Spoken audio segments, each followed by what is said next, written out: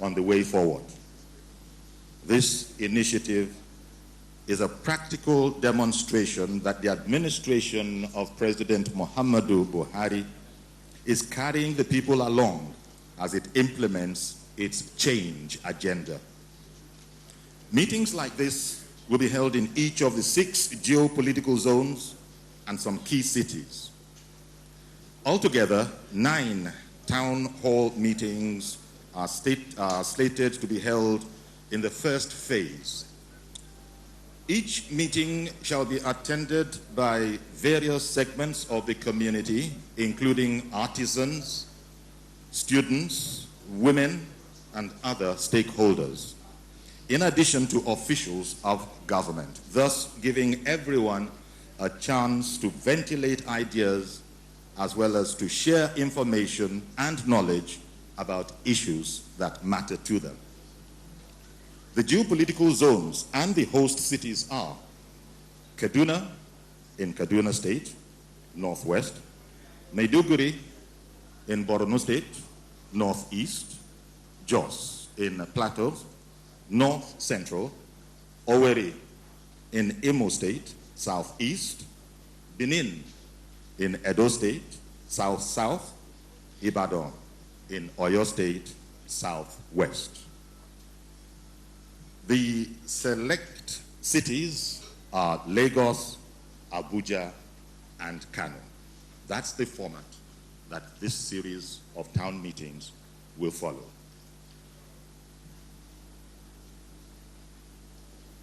If I could find the Minister of Information, I was going to... Okay. Oh, okay. Aha. Now, maybe before we go on there, maybe, Mr. Minister, our host governor, the governor of Lagos State. I think we'll bring our host governor, the governor of Lagos State, Dr. Akinwumi Ambode, to give his, opening remarks. He's ably represented by the deputy governor, Dr. Idiat Oluranti Adebule. Madam.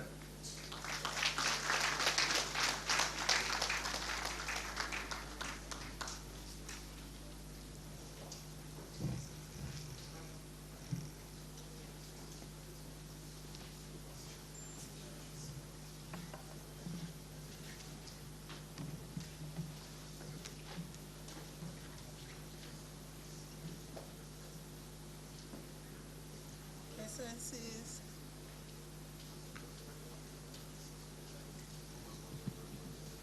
Federal Executive Council members here present, staff Executive Council, State Executive Council members here present, representative of major political parties here present, in particular, the chairman of our great party, Mr. Otumba Ajomale, our traditional rulers, security agents, market men and women, Nigerian Labour Congress, Trade Union Congress, representative of financial institutions, media house, professional associations, ladies and gentlemen. It gives me great pleasure to be here this morning, representing His Excellency, the Governor of Lagos State, Mr. Akinwumi Ambode, who for reasons of his earlier commitment could not be here this morning, but have instructed me to be here. First, I must commend this initiative and congratulate the ministry for this laudable platform that they are creating for the people of Nigeria, at least to be connected to the federal government. I then go on to read the address of His Excellency, the Governor of Lagos State. We feel one of the greatest achievements of this administration is the direction of the economy away from the catastrophe that it was headed. While some of these administration achievements in the past 1 year, such as the successful fight against terrorism, corruption, impurity, among others, are visible for everyone to see, some others are not yet apparent. This is due largely to the determination of this administration to be painstaking in its approach to governance and lay an enduring foundation for sustainable, all-inclusive growth and development. At this critical point in the history of our nation, I wish to enjoin all Nigerians to keep faith with this administration under the able leadership of President Muhammadu Buhari. This is not time to despair. It is time to be focused and insist on doing things right and avoid repeating past mistakes and its negative consequences. The gain of all the ongoing efforts will soon start to materialize, and I believe Nigerians will have a cause to smile again. Thank you all for your attention.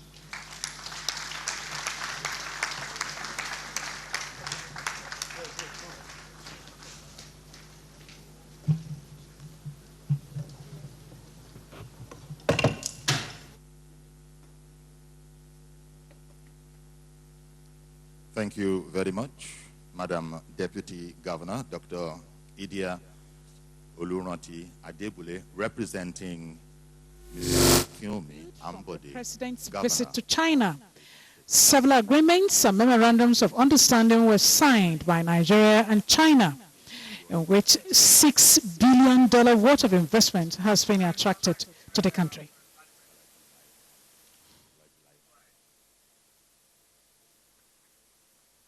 The investments will impact on key sectors of the economy. Good morning, distinguished ladies and gentlemen.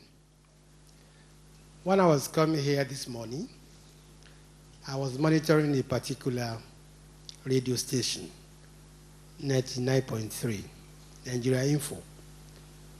And there I heard that, yes, there's a town hall meeting this morning, that it is quite desirable, but that they will be very interested to know exactly the composition of the town hall meeting.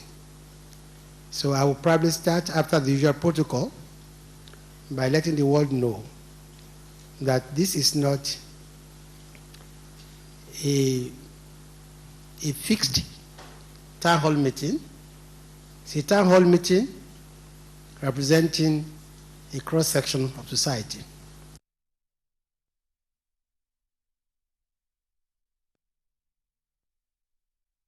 The Deputy Governor, Dr. Ronti Adebule. I thank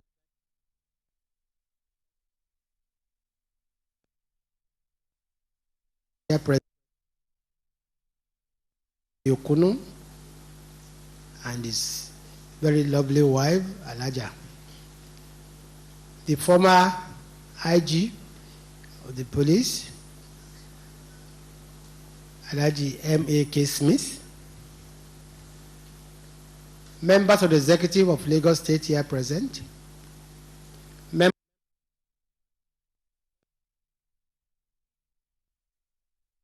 Party leaders from both sides of the divide. Distinguished ladies and gentlemen. I will start off by saying that when we decide,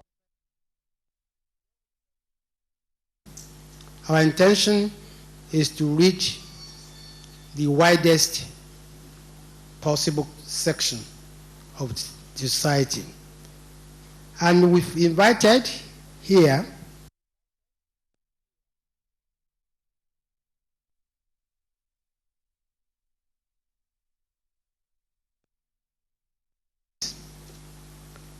national rulers, market men and women associations, representatives of youth organizations, the executive of the National Association of Nigerian Students, Nigerian Labour Congress, the Trade Union Congress, National Union of Local Government Employees,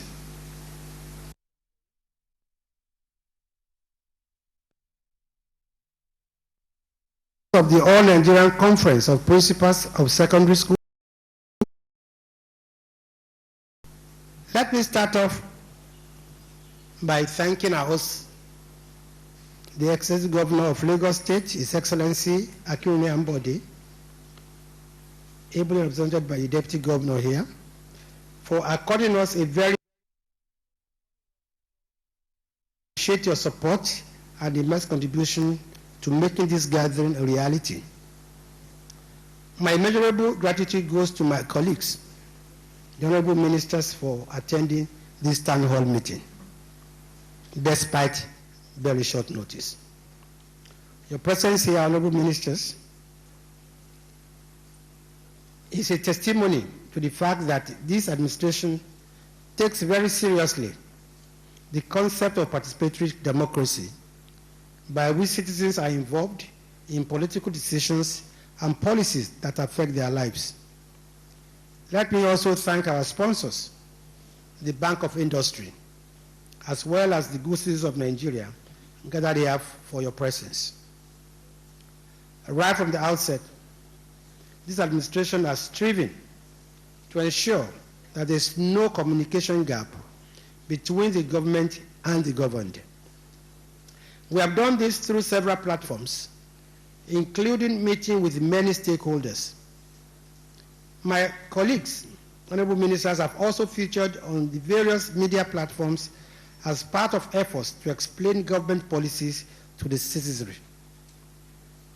But no platform is as potent and direct as this town hall meeting, bringing the officials of government in direct contact with the representatives of people from all walks of life to discuss issues affecting the polity is the best form of participatory democracy. This will not only ensure that the government hears directly from the people on how its policies, decisions, etc. affect them, but will also ensure that we carry the people along in the efforts we are making to keep our electoral promises, enthrone good governance, and make life abundant for all Nigerians.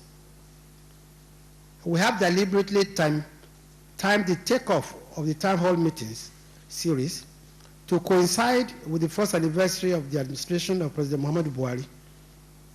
The achievements recorded in the administration's first 12 months, the challenges we face, and the gains of the president's foreign trips, especially the recent trip to China, will form the core of the proceedings here today. This town hall meeting is quite unique because this is the first time that such a gathering will bring together under one roof 6 serving cabinet ministers to give account of their ministries, of what their ministries are doing, and also fit questions from the people. For this meeting, we have deliberately brought the ministers of foreign affairs, trade, investment and industry, power, works and housing, transport, as well as petroleum resources, because of the relevance of their ministries to burning issues of the moment. My assignment is to briefly give you an overview of what the government has achieved since the 29th of May 2015. As you know, our party, the All Progressives Congress, campaigned on 3 broad areas. 1, tackling corruption. 2, ensuring the security of lives and property. And of course, the economy, which encompasses creation of jobs, diversification of the economy away from oil, etc. I will take the issues briefly, one after the other. Security of lives and property. This is no doubt the most important issue for any government, because the very reason for the existence of any government is to ensure the security of lives and property. Though our country has faced the challenges of ethno-religious violence, armed robbery, cattle rustling, kidnapping for ransom, militancy and violent agitations, the most daunting security challenge that we faced in the past 7 to 8 years has been the Boko Haram insurgency. That explains why the president's first trips outside the country after he was sworn in was to rally the support of our neighbors Benin, Cameroon, Chad, and Niger for the efforts to tackle the insurgency. The President also rallied the support of the international community, starting with the G7, and then the US, France, and the United Nations. Today, the President's efforts have paid off. Boko Haram has been defeated. This is a rare feat. The insurgents have lost their capacity to carry out the kind of spectacular attacks for which they became infamous. This did not happen by accident. It was a result of the purposeful, credible, and courageous leadership provided by the President, who, by ordering the relocation of the command and control center of the battle against insurgency from Abuja to Maiduguri, rallied regional and global support for Nigeria's efforts, and boosted the morale and fighting capability of the armed troops. But make no mistake about it, no insurgency ends overnight, because it is not your usual conventional warfare. No agreement is signed to silence the guns. Therefore, there will still be pockets of cowardly attacks against vulnerable targets here and there. These are isolated and cowardly attacks targeting motor parks, worship centers, IDP camps, etc. This is not a surprise, since the insurgents have been dispersed and many of them have simply melted into the population. But with a sustained anti-terror campaign, heightened intelligence gathering, as well as the cooperation and vigilance of all citizens, even these attacks will fizzle out with time. The major challenge we face now is reconstruction, resettlement, and rehabilitation that will see many of our people in the various IDP camps return home. The fight against corruption. Next to insecurity is the issue of corruption. I've heard many commentators say that this administration is only fighting corruption without paying attention to the economy or any other thing. Of course, this is not true. But even if it is patently justified. Why? Because unless we fight corruption to a standstill, nothing else we do will yield positive results. It was corruption that prolonged the war against Boko Haram and dispatched many soldiers and civilians to their early graves. It was corruption that ensured that while oil was selling for over $100 per barrel, we are ready to show for the windfall. It is because of corruption that even though our budget has increased from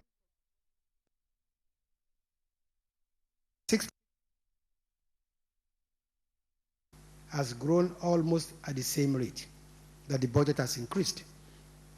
It was corruption that gave us darkness instead of light, while we supposedly pumped millions of dollars into the power sector.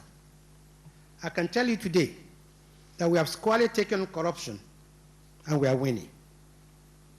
The situation is serious and no government can fight the battle alone. That explains why we have launched a nationwide sensitization campaign to make Nigerians to buy into the anti-graft war. In this campaign, our focus is not to vilify anyone, but to put a face to corruption instead of talking about it in the abstract. That is why in launching the campaign in January, we released what many have now called a bombshell, that between 2006 and 2013, just 55 people allegedly stole a total of 1.34 trillion naira in Nigeria, an amount that is more than 1/4 of the 2015 national budget. Using the World Bank rates and costs, we said even if just 1/3 of the stolen funds could be recovered, it will provide us with 635 kilometers of dual carriageway, which is the equivalent of 6 Lagos-Ibadan expressways. In addition, the money will still give us 183 schools, We were able to educate 3,974 children from primary schools to tertiary level. We were able to build 36 modern hospitals, one in each state, and money was build 20,062 units of two-bedroom flats. We also said that the money that was allegedly stolen represented the total earnings of 4 African nations. What we are doing basically is counting the cost of corruption to our lives. Then there's the issue of the $2.1 billion arms deal, in which funds meant to procure arms and ammunition for our soldiers to fight Boko Haram was shared out by a few people for political purposes. One thing is remarkable in all of this: no one who has been named to have shared in the money has denied it. All they have done is to give very ridiculous excuses why they took the money. One said he collected $4.5 billion to provide spiritual services against Boko Haram. Another said he received 2.1 billion naira for publicity. Another one said, yes, he got 13 billion naira to pay for the Maritime University land. While another said he collected 100 million naira so that his party can support the PDP. For effect, the fellow who collected 100 million naira vowed that he would not return 1 penny of it. All of us must be part of the war. It is not Buhari's war. It is not APC's war. It is Nigeria's war of survival. And defeat will only sentence all of us and the generation yet unborn into perpetual penury. The economy. Our nation's economy, or whatever is left of it, poses a great challenge to all of us. For one, we have lost a sizable chunk of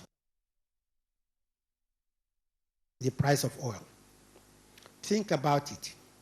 If you lose 70% of your monthly salary, your life can never be the same again. At its worst level, oil crashed from over $100 to about $30 a barrel. It has recently inched up to about $40 per barrel, but that is still very low compared to a high of over $100 a barrel. For a monoproduct economy like ours, this is nothing short of a disaster. But this government has decided to turn the disaster to a blessing by working assiduously to diversify our economy away from oil. Agriculture, solid minerals, manufacturing, culture and tourism are some of the sectors we are currently working to rejuvenate so that they can also earn huge revenues for the country and create jobs. While these efforts are on, the administration has decided to plug all financial loopholes through the Treasury singles account, into which a lot of money has accrued so far. Funds that ordinarily would have gone into private pockets are now finding their ways into the public treasury to be used for the benefit of all of us. Also, over 30,000 ghost workers have been discovered and weeded out, saving the government billions of naira. The 2016 budget. This budget has recorded a first, with the capital expenditure being increased to 30%. Beyond that, social intervention areas that will directly touch the lives of millions of citizens and lift them out of poverty. The first is the employment of 500,000 unemployed graduates who will be trained and employed as teachers and deployed to our primary schools. The second is the employment of 370,000 non-graduates, artisans, and technicians who will also be trained and employed. The third is the program targeting 1 million people, farmers, market women, etc., who will be granted loans to set up small businesses. The fourth is the cash transfer to the most vulnerable Nigerians, not to the unemployed youth. Fifth is the school feeding program, targeting 4.5 million school children. We intend to provide 1 meal a day for 4.5 million pupils in the 2016 budget. And lastly, we provide bursaries and scholarships for STEM, those studying science, technology, engineering, and mathematics. That overview gives a thumbnail sketch of the achievements of this administration within the last 1 year. More details will emerge as this interaction progresses. It is our intention to take this town hall meeting to all the 6 geopolitical zones, key cities across the country, as well as outside the country. In fact, during my trip to Côte d'Ivoire last week, I had a town hall meeting with a cross-section of Nigerians residing in that country and embassy in Abidjan. And now, Your Excellencies, Honorable Ministers, distinguished ladies and gentlemen of the press, let me turn over the podium to my colleagues, Honorable Ministers, to give their opening statements. After that, it will be your turn to ask questions and make comments. I thank you for listening.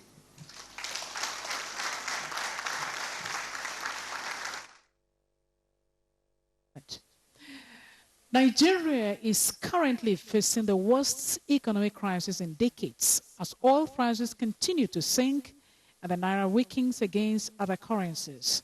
The president is putting the country on the path of economic progress through realistic and aggressive diversification of the economy away from oil.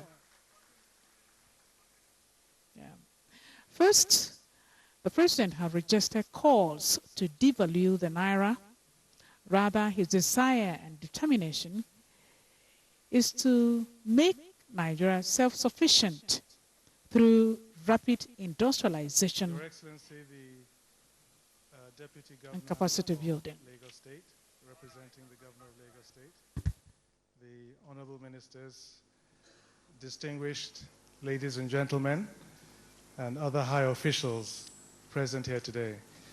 It's a great honor and privilege to appear here before you all today. Lagos holds a special place in my heart because this is where I grew up from 1960 and did all my early elementary school. So it's wonderful to be back here again. So to talk to you, at least to give you an overview of what the Ministry of Foreign Affairs has been doing since we were appointed in October, I believe. November, you said, is it? Okay.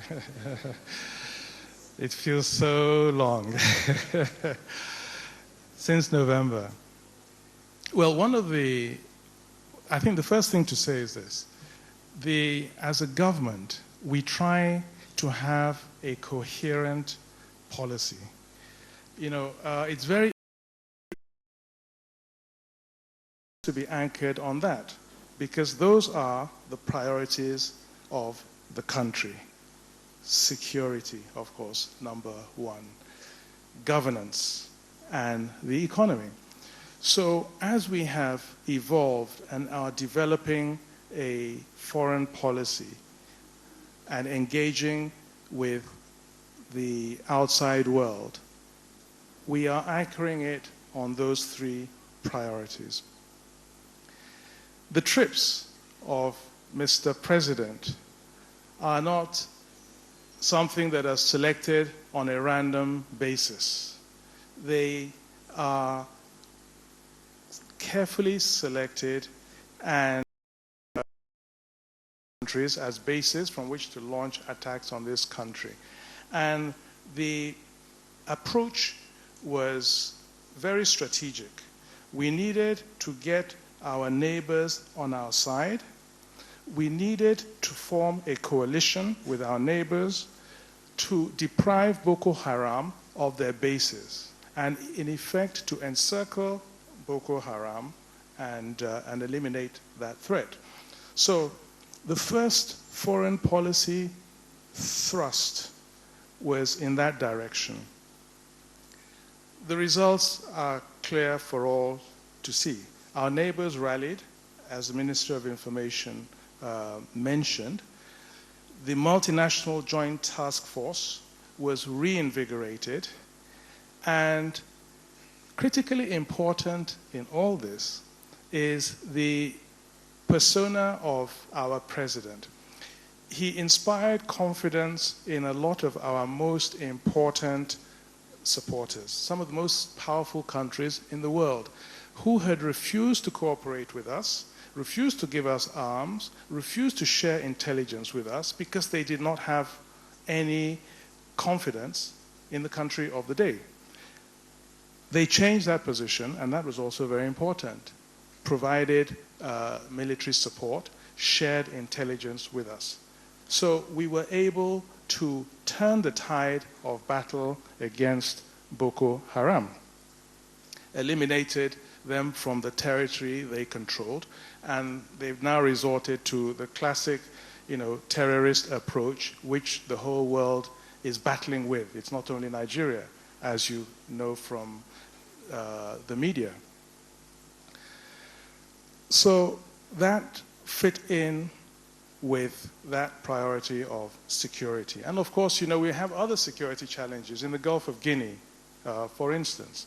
So démarches were made by Mr. President to a number of the countries in that area, and some of the maritime countries too, that have their ships in the Gulf of Guinea area, developing strategies to deal with that threat and that situation. And of course, there were other military initiatives that were taken.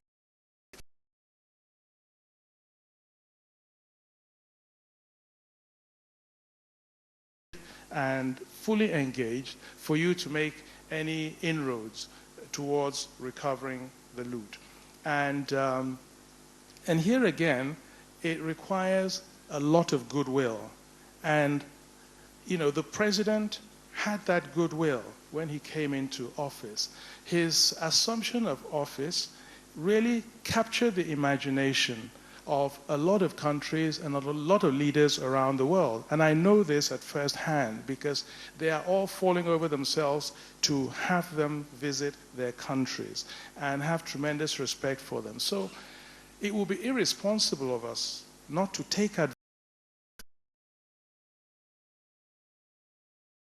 Like Nigeria, a lot of the other countries, they're developing extremely rapidly. So it's not a major priority for a lot of these big countries. So to be able to get them to put it at the top of the international agenda is really a major achievement. And a lot of the trips that he undertook were precisely with that objective in mind. And the success is there again for all to see, quite apart from some of the money that we're getting back into the country. And then the economy, for individuals everywhere in the world, that's probably the most important. Although, if you don't have security, you won't be talking about economy. If corruption is destroying the basis of the economy, it'll be difficult to talk about economic development. But of course, that's the most important thing to every individual Nigerian. You have to have money, you have to put food on the table, you have families, and you want to educate your children. So that is really the most, and understandably so. But the question with the economy is, it's always a major challenge because, especially for democratic countries, you're elected and you have a very short period of time, 4 years, and people are impatient to deliver. The temptation is always to cut corners and have quick wins, thinking maybe of the next election and winning the next election. You have to be extremely courageous to take very hard and difficult decisions because they'll be unpopular. People will be suffering, And so most governments will not do that. Most governments will take the easy way out. go to the IMF, borrow some money, maybe devalue to make your goods cheaper if you need to export quickly. And, these are quick fixes that that you're just putting back the evil day to the next government that's coming in, and it could be a popularity thing for today and you solve today's problem. But if we are going to industrialize as a country, we really have to put in place a sustainable development mechanism. We have to build solid blocks and lay the foundations for us to be able to take off. And that takes time. That's difficult because it means that you might not be putting resources where people expect you to do that. So what this government is doing is that, look, we can't keep going in this cycle, boom and bust, depending on one commodity, a commodity that we don't control, that completely depends on the vagaries of the marketplace. And so the government is trying to build the building blocks. As the Minister of Information said, first of all, diversifying the economy. Then we have to put in place the appropriate infrastructure. Power has to be there. If we're talking about manufacturing, about industrialization, we need constant power supply. We need infrastructure of roads, to transport things, to make business easy and, and dynamic. So we need to address our whole transport system and road network system. And these are capital-intensive projects that, and we don't have the money. As the Minister of Information has said, the precipitous drop in the price of oil took everybody by surprise and has left us in a very, very difficult position. And we also feel that we have to now really start to take those hard decisions to form the base, to enable us to industrialize, so that we will not depend on the vagaries of these marketplaces, and unleash the creativity and the innovation of our people. So we have to put in place that architecture that will facilitate that. So coming on the trips of Mr. President in this context of the economy, again, they are very coherent, addressing those areas in which we want to invest in power, in infrastructure, in the roads, in agriculture. The Chinese were telling us, look, that they have 1.4 almost billion people, but they're feeding their people by themselves. They're self-sufficient. We import everything, right down to toothpicks, and we have, 1/12 of their population. So agriculture is really important, and we have to also, invest in those areas. So a lot of the trips of Mr. President have been also targeted in that context. Our petroleum sector also, the power sector, energy. And they have been designed to do two things. First, to look for markets and see where we can also start exporting our goods to. But very importantly, we need foreign direct investment. And in fact, what propelled the growth in China was really the unbelievable amount of investment that was made into China by the Western countries. And so we need to attract foreign direct investments. And all these things are linked, because for your investors to come, Nigeria has to provide an enabling environment, a good environment for business people, and a business-friendly environment. So we have to tackle that. We have to persuade these leaders, these business community, that they can come here and do business. So a lot of his trips, as we've looked also at what projects we can engage in to impact in a meaningful way. And what we did was we thought, okay, where do we as a ministry have a comparative advantage? And we felt that where we have a comparative advantage is that as a ministry, we have a presence in 119 countries around the world, embassies, consulates, missions. How can we leverage on that presence in 119 countries to make a difference to our economy? So we're doing a project where we are a database, a matchmaking database, where we will have the possibility of any Nigerian business person that wants to export to be able to upload the details of the business and decide which countries they want their exports, their products to be exported to. And the embassies in those relevant countries, we will have one person who will be responsible for trade promotion in those countries that will be responsible for helping in market access into those countries. And all the business person has to do is just to upload it on, with our assistance, onto a database, and we will facilitate in ensuring that we find the partners or the markets in the particular countries they want to invest in. And then also any Nigerian business person looking for partners from various countries, we will also have the reverse. They upload their requirements, the kind of partners they are using, and in 119 countries, decide on the countries that interest them, and there will be a focal point there that will do whatever it takes to make that business person. And we'll extend this also to Nigerians in the diaspora who often want to come back home but are not quite sure where their skill set could best be utilized. And this architecture, they will also be able to upload their profile and the value that they can add. And again, we will be able to match them.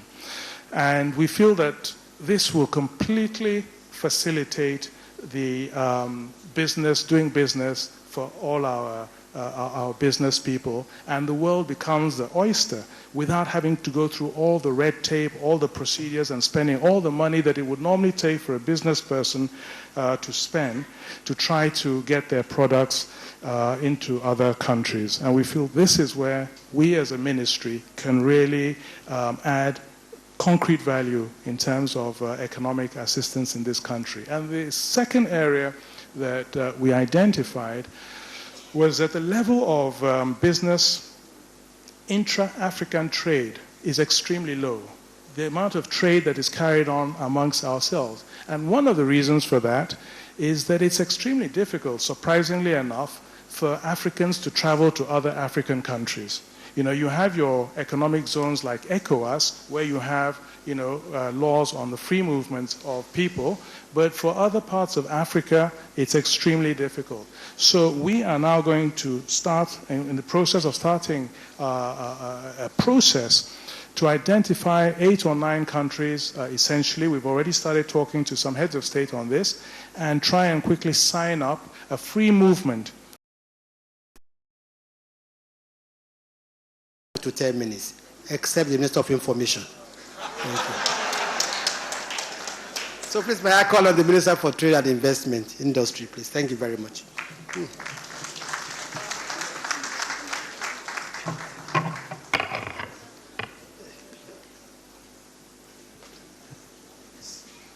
So is there a time?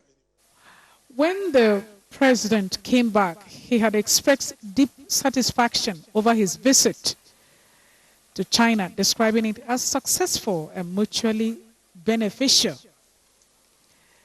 Arising from that visit, so many agreements and memorandums were signed in different sectors of the economy, including power, solid minerals, agriculture, housing, and rail transportation.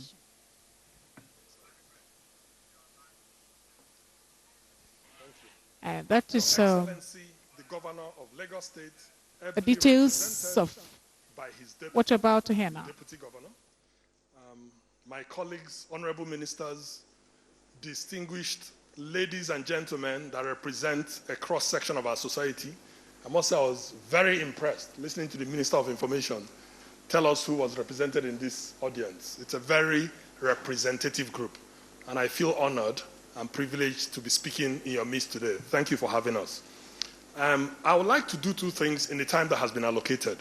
First is to capture very briefly an overview of the priorities of the ministry, Federal Ministry of Industry, Trade and Investment, which I oversee, and hope that during the interactive session I can elaborate as needed, given that we don't have so much time to go into a lot of details.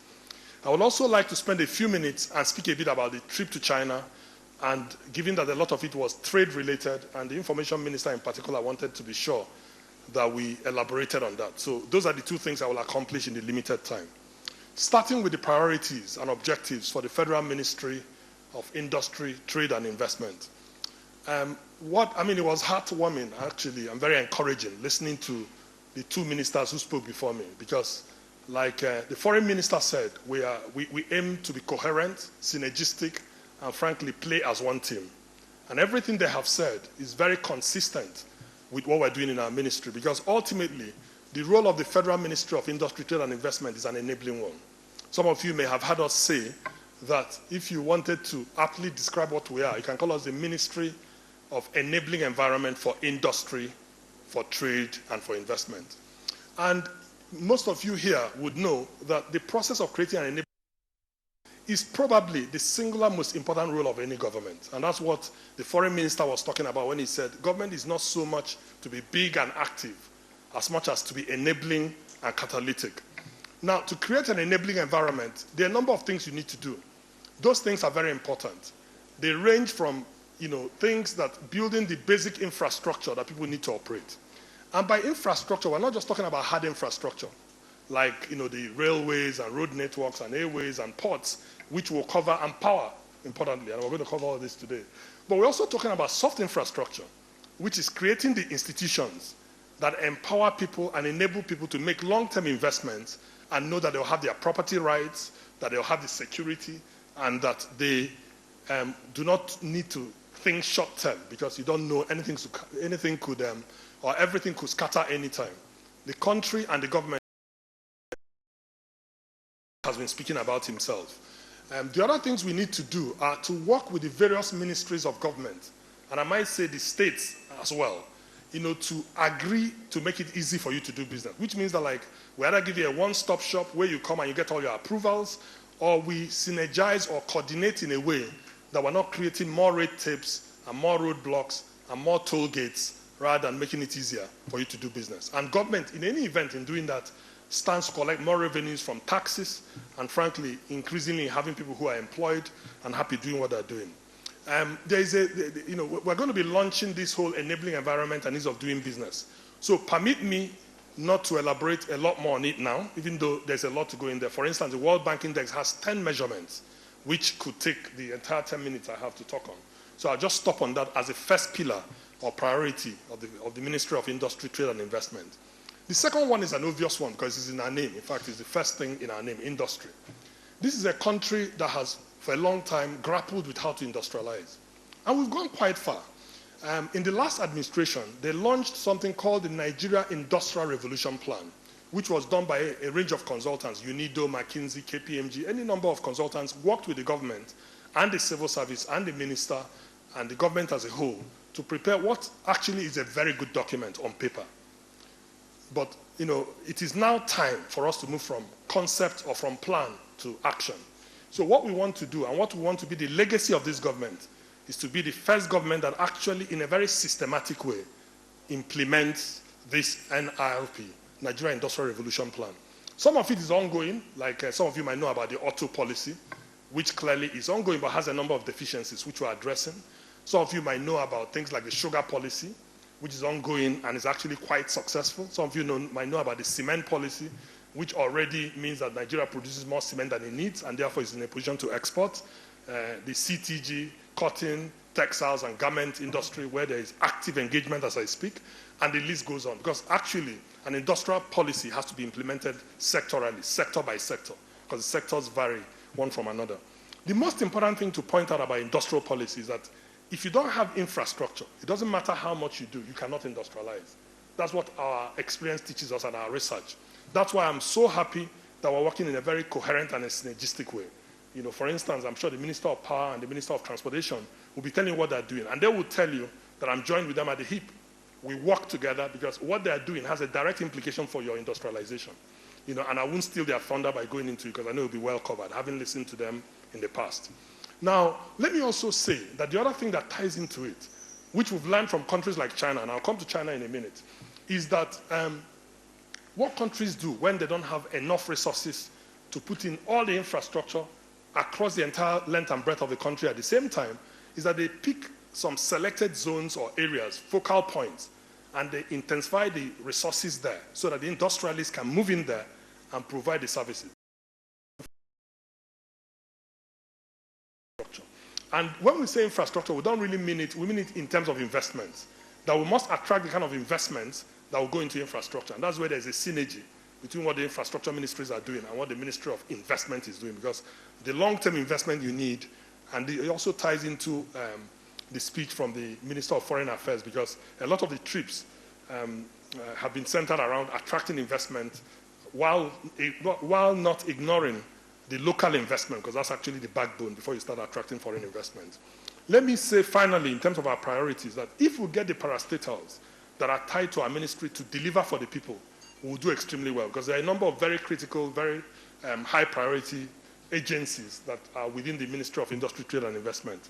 One example just being BOI. And we're working very closely with them to make sure they deliver for you. And by delivering for you, the government will be delivering for you. Let me talk a bit about China, because I think when the Minister of Information spoke to me about this, he said we should be sure to cover China. And what I want to say is that the reason why China has generated a lot of interest is because China and Nigeria, have had a long relationship that is now coming together. And frankly, it's beginning to reach a crescendo, or what you might say, peak performance with adequate tending by both sides. And I'm very happy that this trip tried to cement a lot of these things. And I'll just cover some of the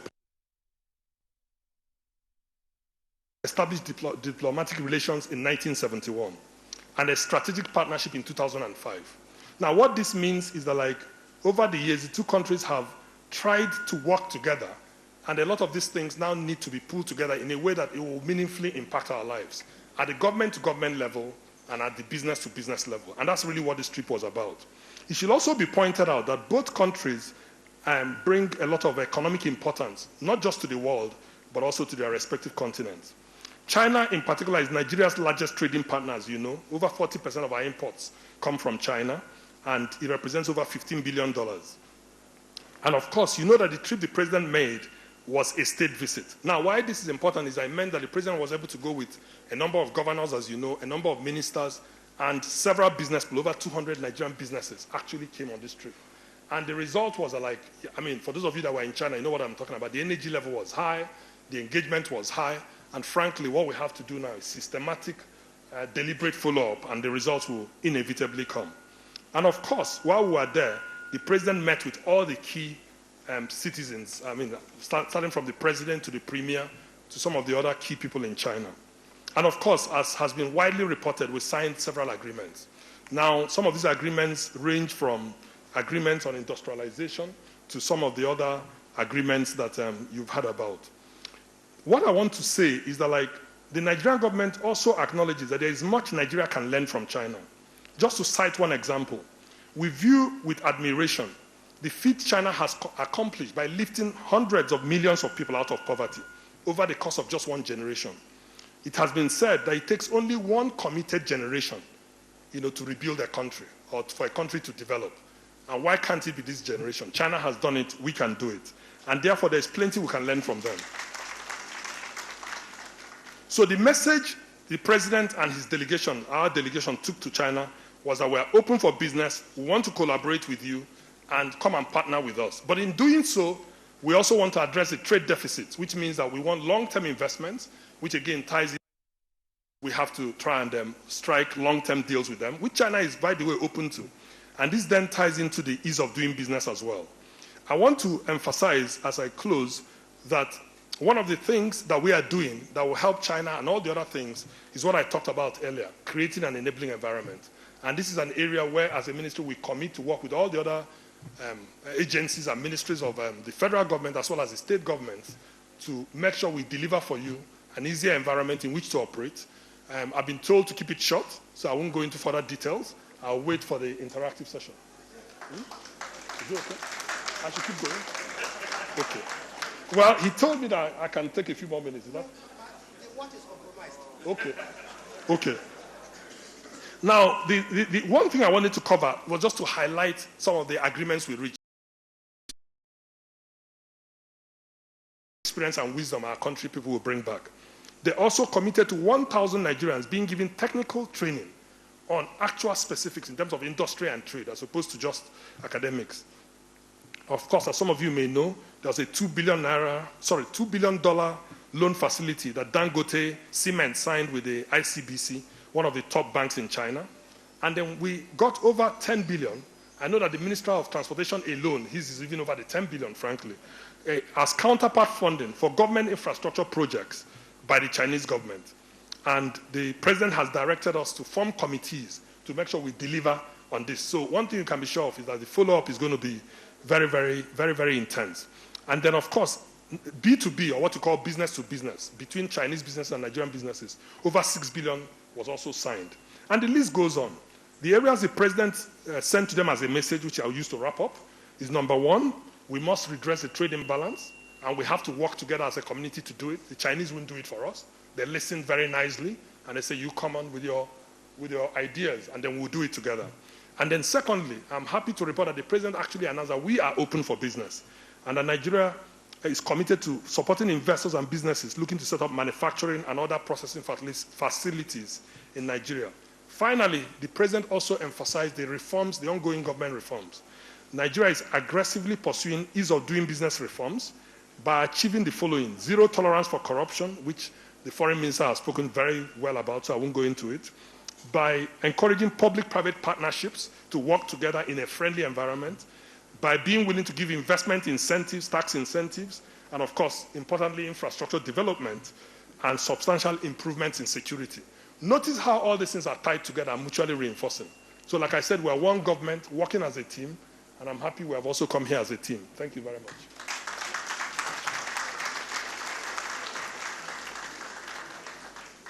Infrastructure deficit is on its way to be amended.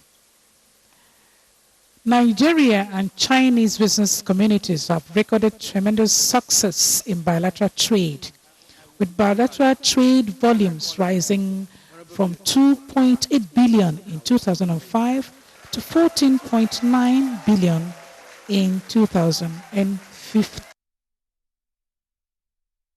Accounted for 8.3% of the total trade volume between China and Africa. Your Excellency, the Governor of Lagos 42 State, of the total trade volume. very ably and admirably represented by Her Excellency the Deputy Governor,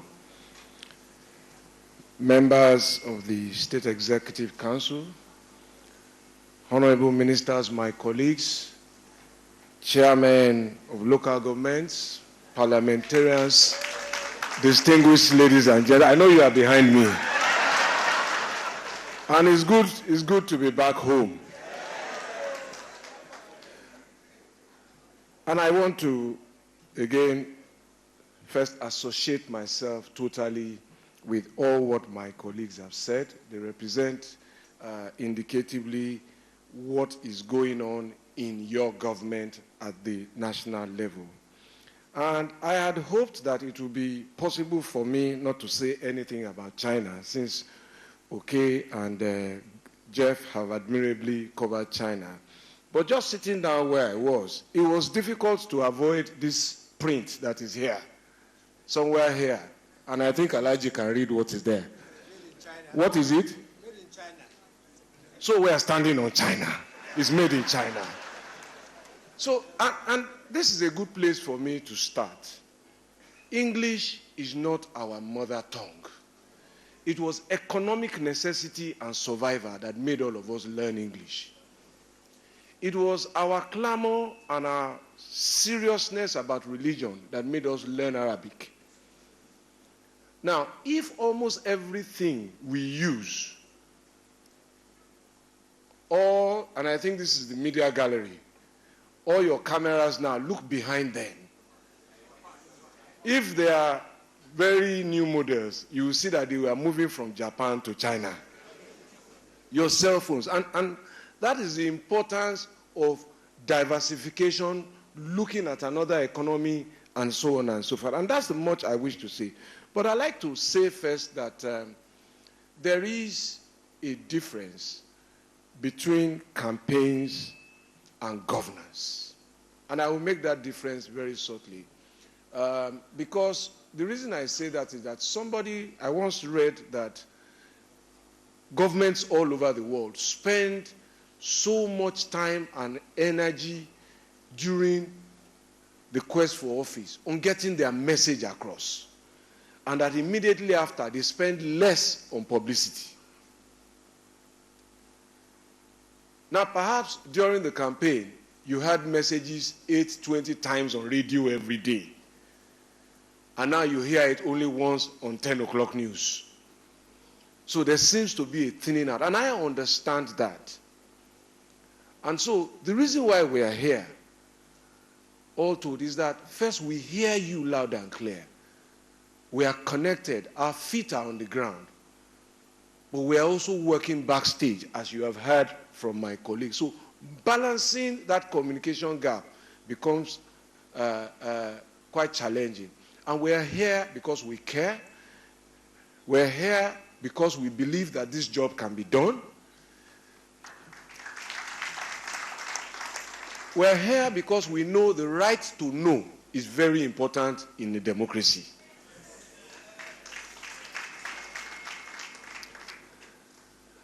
And so, from the right to know, I acknowledge also that we are in a results-driven business. And perhaps today, results are measured by, in my ministry, how many roads have been finished? How much power do you have? How much housing can you get? Now, those results are not yet delivered, but I assure you they will be delivered.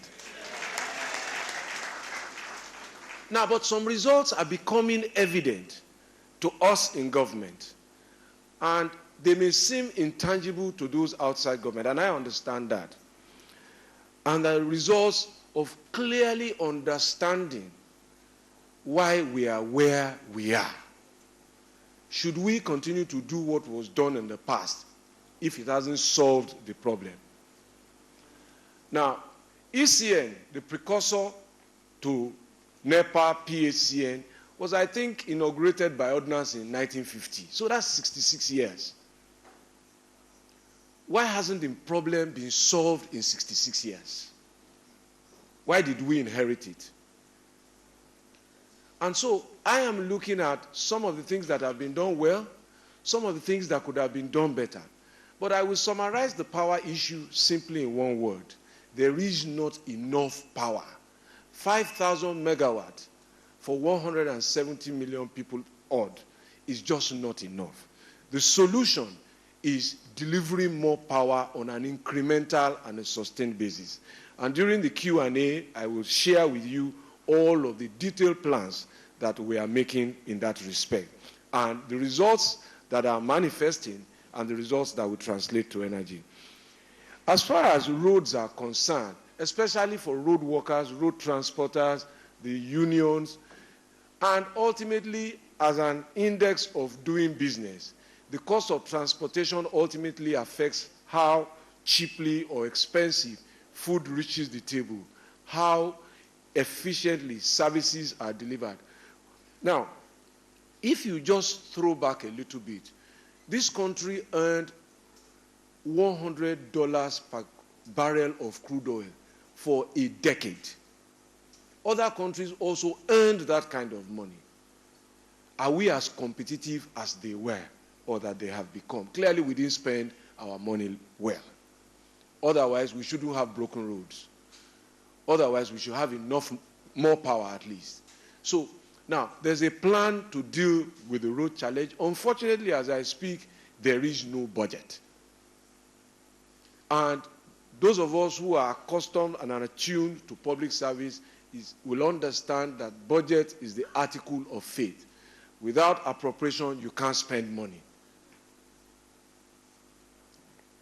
Now, as far as housing is concerned, that is perhaps my most difficult responsibility. But there is a template and an experience with which to move from. There has been some interesting housing initiatives in the past by Lateef Kayode Jakonde, by Shagari, by Gemade, who is now a senator, interestingly. But have they been sustained?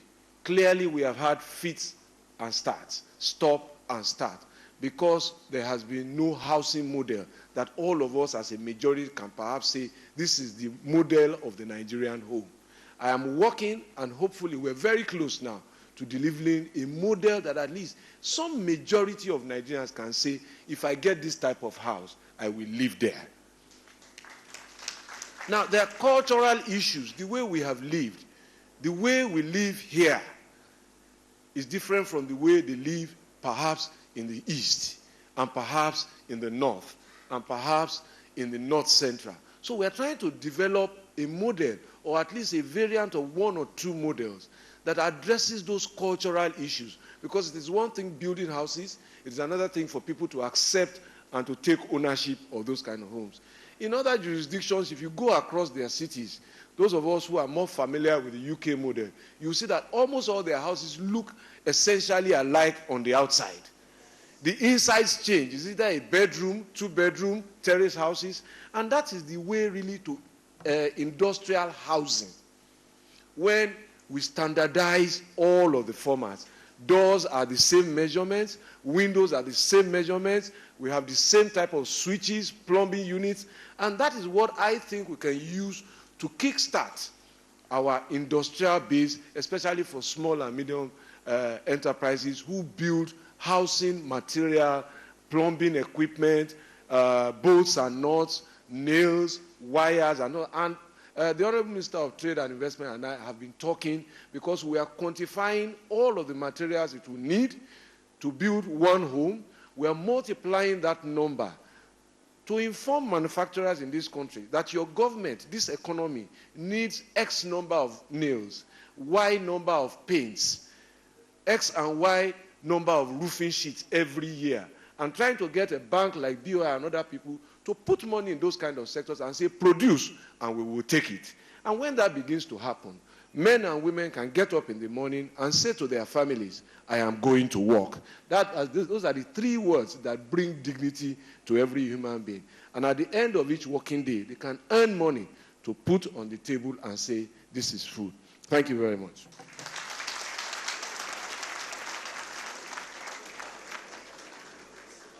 It was the Minister of Power, Housing, Babatunde Fashola.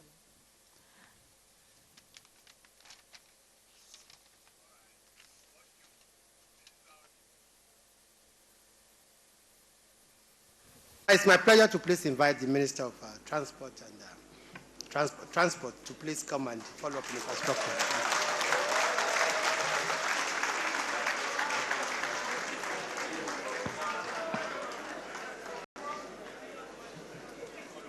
Your Excellency, the Governor of Lagos State, represented by his deputy, my colleagues, distinguished ladies and gentlemen, of all of them, I seem to have the most difficult job.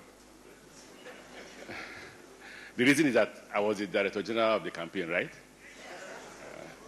And whatever I said, the party asked me to say, right? And we all agreed to say them, and we all agreed to fulfill our promises. Now, the honest truth in the situation we find ourselves is that you and I will agree that the reason why we went for the change was that things were beginning to become impossible for the country. Extremely difficult, that the only solution was to change the government and bring in a new set of government officials to ensure that you and I can eat. But you will also agree with us that the result you are expecting will not happen in just 1 year. You also agree with us that you don't only need to be patient, you need to be understanding. We understand. If I were in your shoes, I will feel in the same way you are feeling. If anybody here tells you that we don't understand, the person must be joking. Because the current ministers and the president are not the people I refer to as big men ministers. siren has reduced. We don't have big quarters anymore. Some of us live in Gwarimpa. If you want to meet me, I'll give you the names of the ministers that live in Gwarimpa. And you can't live in Gwarimpa and there's no light in Gwarimpa and your own, you will have light. It is no magic. So there are no special interests that the ministers serve. So we understand and feel the pain that you feel. But I will go straight to the assignment that I've been given by the president to deliver. There are three quick areas in my ministry, or the ministry I superintend, that will be of interest to you. The most important aspect, two most important aspects will be the railways, right? Okay. And you'll agree that the first railway contract in the modernization policy was awarded by our former president, President Obasanjo, and that is the railway from Lagos to Kano. The next one was awarded by President Goodluck Jonathan, and that is from Lagos to Calabar. In all these, there were agreements with the Chinese government that will have counterpart funding of 15%. We did not fulfill this agreement. The only place we tried a bit was a Kaduna, Abuja, which is yet to be completed, and we're working extremely hard to ensure that between June and July, we'll commercialize that rail line and to start services. That will reduce the challenges of production, that is to convey goods and services between Kaduna and Abuja. But where would the Lagos-Kano Railway take us from? It will take us from Lagos to Ibadan, Ibadan to Ilorin, Ilorin to Minna. From Minna, we'll go back into Abuja, and then to Kaduna and to Kano. Imagine that work starts on that rail line now. How many jobs we will create? And I assure you that by God's grace, before the end of the year, we will commence work on the Lagos-Kano rail line. The Lagos to Calabar rail starts from, let me start the other way around, starts from Calabar to Uyo, Uyo to Aba, Aba to Port Harcourt, Port Harcourt to Yenagoa, Yenagoa to Otuoke. Don't laugh. That small community produced a president. I don't see what's wrong in having the radar. So, Otuoke back to Yenagoa, Yenagoa to Ueli, Ueli to Warri, Warri to Sapele, Sapele to Benin, Benin to Abo, Abo to Asaba, Asaba to Onitsha, Onitsha back again to Benin, and then to Ore, I think so. Then Ore to Ijebode, Ijebode to Shagamu, Shagamu to Lagos. Now, when we took over, we discovered that there is nowhere in the world that rail lines don't end up at the seaports. But this one did not end up at the seaports. So what we did is that we said, now connect it to Calabar Seaport, to Port Harcourt and Onne Seaport, to Warri Seaport, and then to either Tinkan or Apapa. The two rail lines will either end, one will end at Tinkan, the other one will end at Apapa. What does it do for you? It means that if you are in Onitsha and you want to import through Warri, that's your business. If you're in Port Harcourt, you don't need to come to Lagos anymore to import through Lagos. The same manner for those who are in Calabar. That is what we've done. There's a rail line most Nigerians can't remember easily. And that rail line is called Itape, Warri Rail Line. How many of you remember it? 32 years ago, 32. Nigeria has been struggling to construct that rail line for 32 years. What has the ministry done? We are concessioning it out now. We're trying to get distance federal government for that construction. We are negotiating with a Chinese company that intend to take that rail line, together with the Ajokuta steel plant. And they will carry it on from Itape down to Abuja and then down to the seaport in Warri. What does that do? All that solid mineral axis will be covered. But we have also introduced passenger train on that. We have not concluded negotiations with them. When we do, we will hand over to them. Finally, if you listen very well, you will think that the northeast and the southeast are left out. They are not. We have gone into it. That's where the Minister for Industry was trying to say he doesn't want to take away the thunder from me, because he was part of the negotiation and agreement with GE. We have met with GE and agreed that GE says, listen, we want to partner with the federal government to revive the Lagos-Kano rail line, the old one, because there are about 30 metric tons of cargoes between Lagos and Kano. And currently, we are not moving up to 200,000 metric tons. The rest are moved by road. Imagine the damage on the road. So this year, we are entering into an agreement with GE. Yeah, 3 million metric tons, he said. And we have agreed with GE as follows. I give you Lagos Kano, you give me the following. A University of Transportation, because you don't dump technology on us and go. You must give me a University of Transportation. That university will train in railway graduates, marine engineering or marine graduates, and aviation. And GE has agreed to do that. Not enough. I will not let you come into Lagos Kano if you will not also build the factory that will produce the locomotives, the wagons, and the coaches in Nigeria. That again, they have agreed. Finally, I will not let you do Lagos Kano if you will not do Port Harcourt Maiduguri. That again, I think they have agreed. We have not concluded negotiations. So when I say agreed, I hope we don't disagree at any point in time. But so far, I think they have agreed that they will do Port Harcourt to Kano. The reason why I emphasize Port Harcourt to Kano is because Port Harcourt to Kano will start from Port Harcourt to Aba again, to Umahia, to Enugu, to Makurdi, Jos, Bauchi, Gombe, and then to Maiduguri.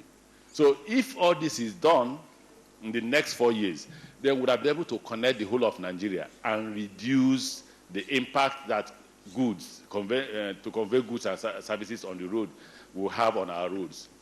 I think that the next thing we are doing is that the Chinese companies that have had this contract of the standard gauge, we've also agreed with them that for them to construct, they will also have to build a university for us, and they also have to produce the locomotives here in Nigeria. All this will be able to create jobs for you and I. Because at the end of the day, I will not die a minister, so I will look for a job once I leave as a minister for transport. If you go to Apapa or Tinkan Seaport, you will see that we've done the rail line, in the internal rail line. Just go there and see. So it will be a matter of connecting them from outside.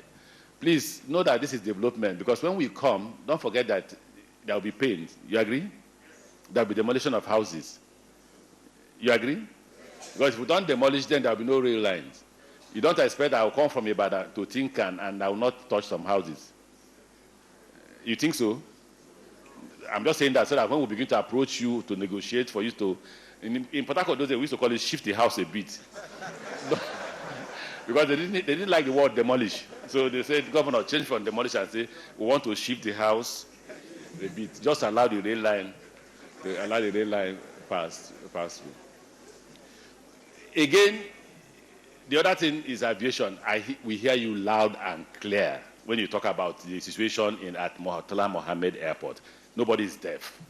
If you think we don't hear you, I pass through there. I feel as sad as you feel.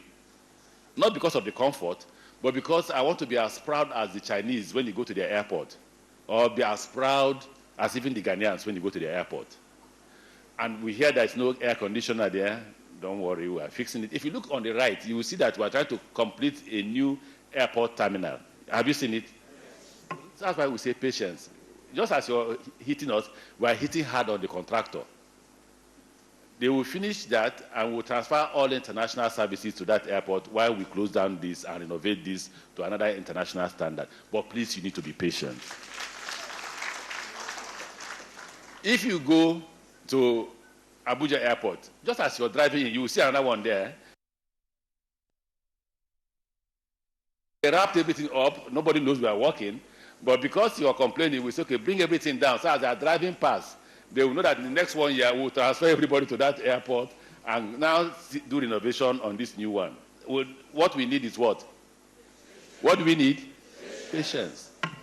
For those of us who come from River State, I can't be a minister and allow what happened there to happen. In fact, people are confronting me. When you were a governor, you were talking about the federal government not doing anything about the Port Harcourt airport. It's declared the worst airport in the world.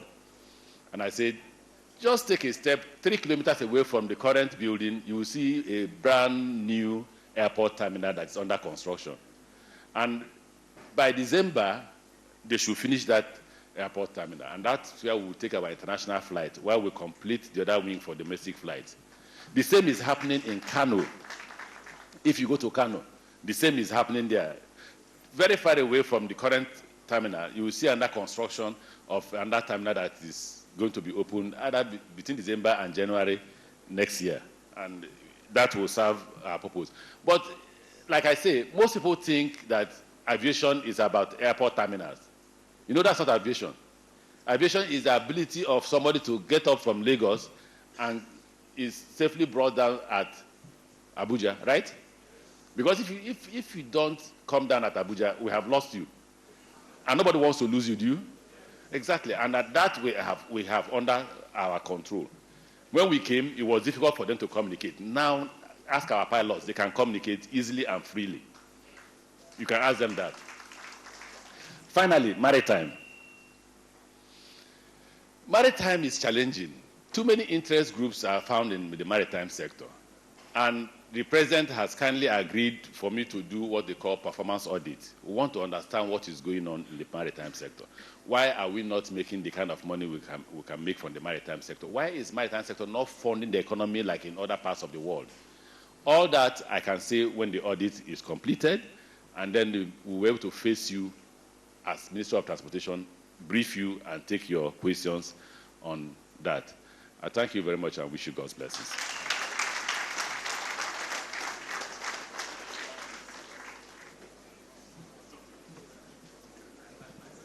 Thank you very much. Please permit me to specially recognize our traditional rulers. I think they came here, they've come here, in numbers, and they will please appreciate your concern. We know that you are the closest people to the closest authority to the grassroots, and we know that what we are doing today is going to carry home to our people. We thank you for being here. I will now call on the Honorable Minister of State for Petroleum Resources to please come and address us. Thank you.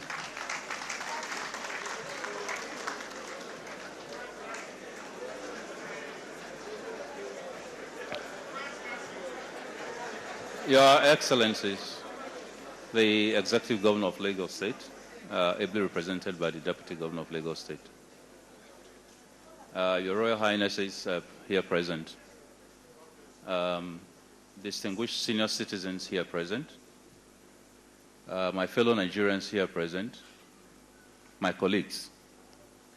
And I have deliberately taken that protocol line to emphasize the fact that at the end of the day, ministers are servants. We're really at the back of the queue, not in the front of the queue. I thank you for the opportunity of today's presence. I've lived in Lagos all my life, so I'm more a Lagosian than I'm an Igbo person. And I enjoy living here, and I come back here every day. First, let me start by appealing to us to listen and understand some of the challenges this ministry has faced. The petroleum ministry, I think the difficulty we've always had with petroleum is that many times we forget that petroleum really is, at best, I'm a minister of a commodity, which is oil. And there are lots of commodities in Nigeria. But over the many years that this country has existed, because of the fact that for one, probably too much powers has been given to anybody who occupies the petroleum minister position.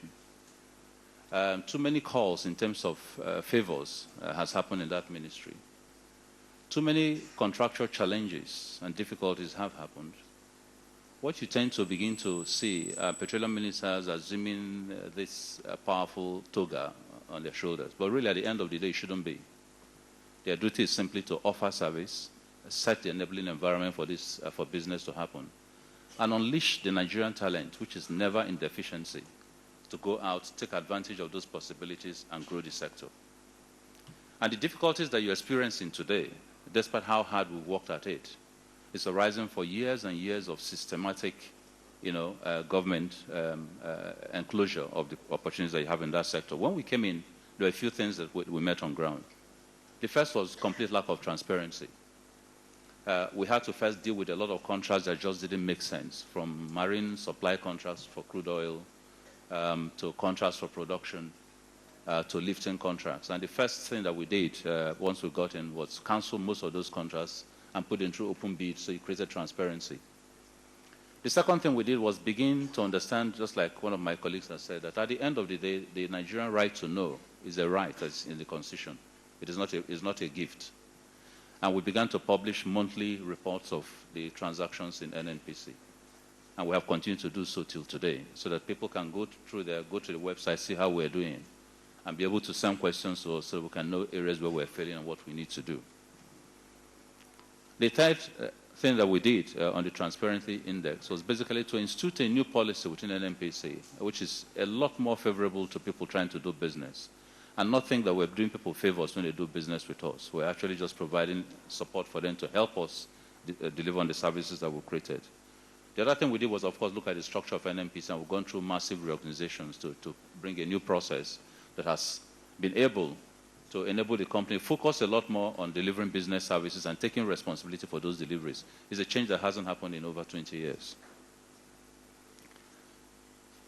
But at the end of the day, what have all these achieved for us?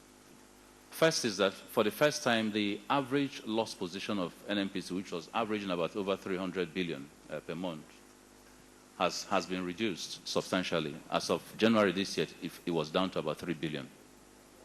So those were massive, massive, massive movements. The second is that the DSDP, which was basically the OPA program, which we reviewed, has made a savings of over $1 billion, over the period of time we're talking about, and that is massive savings. The third is that the payment on subsidies, which last year alone was in excess of $1 trillion, 1 trillion naira, sorry, has been reduced to near zero. The only month in which we've experienced a bit of a subsidy gap is the month of March. But even the month of April, we had provided for, because of the fact that we had an over-recovery situation from January to March under the price modulation policy. So finally, we're focusing on the business and not just bleeding government. And finally, we're beginning to put benefits back to the Nigerian people whom we serve. There were a couple of things that we met also. Infrastructure was near zero. All the pipelines were not working. The refineries were shut down. Nothing was working. Today, I'm happy to say a few days ago, for the first time in 7 years, we commissioned the crude supply pipelines, both from Brass to Port Harcourt Refinery and from Escravos to Warri Refinery. The effect of this is absolutely dramatic. It means that for the first time we can actually get crude back into the refineries. And the effect of that, of course, the Warri Refinery began to produce about 7 days ago, and Port Harcourt Refinery began to produce about 8 days ago. We're presently pumping crude through the pipeline to Kaduna, and Kaduna will be back on stream by the end of next week.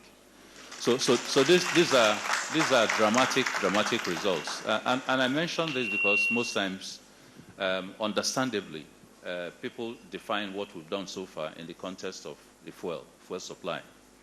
But what is the problem with the fuel supply? The reason is simple.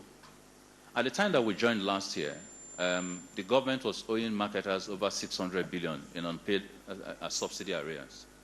The effect of that was a lot of them went out of business, didn't have the liquidity, and stopped importation. Now, the traditional model that has always worked for this country is that NNPC will bring you about 50% of the supply, and the balance 50% are then provided by the rest of the marketers.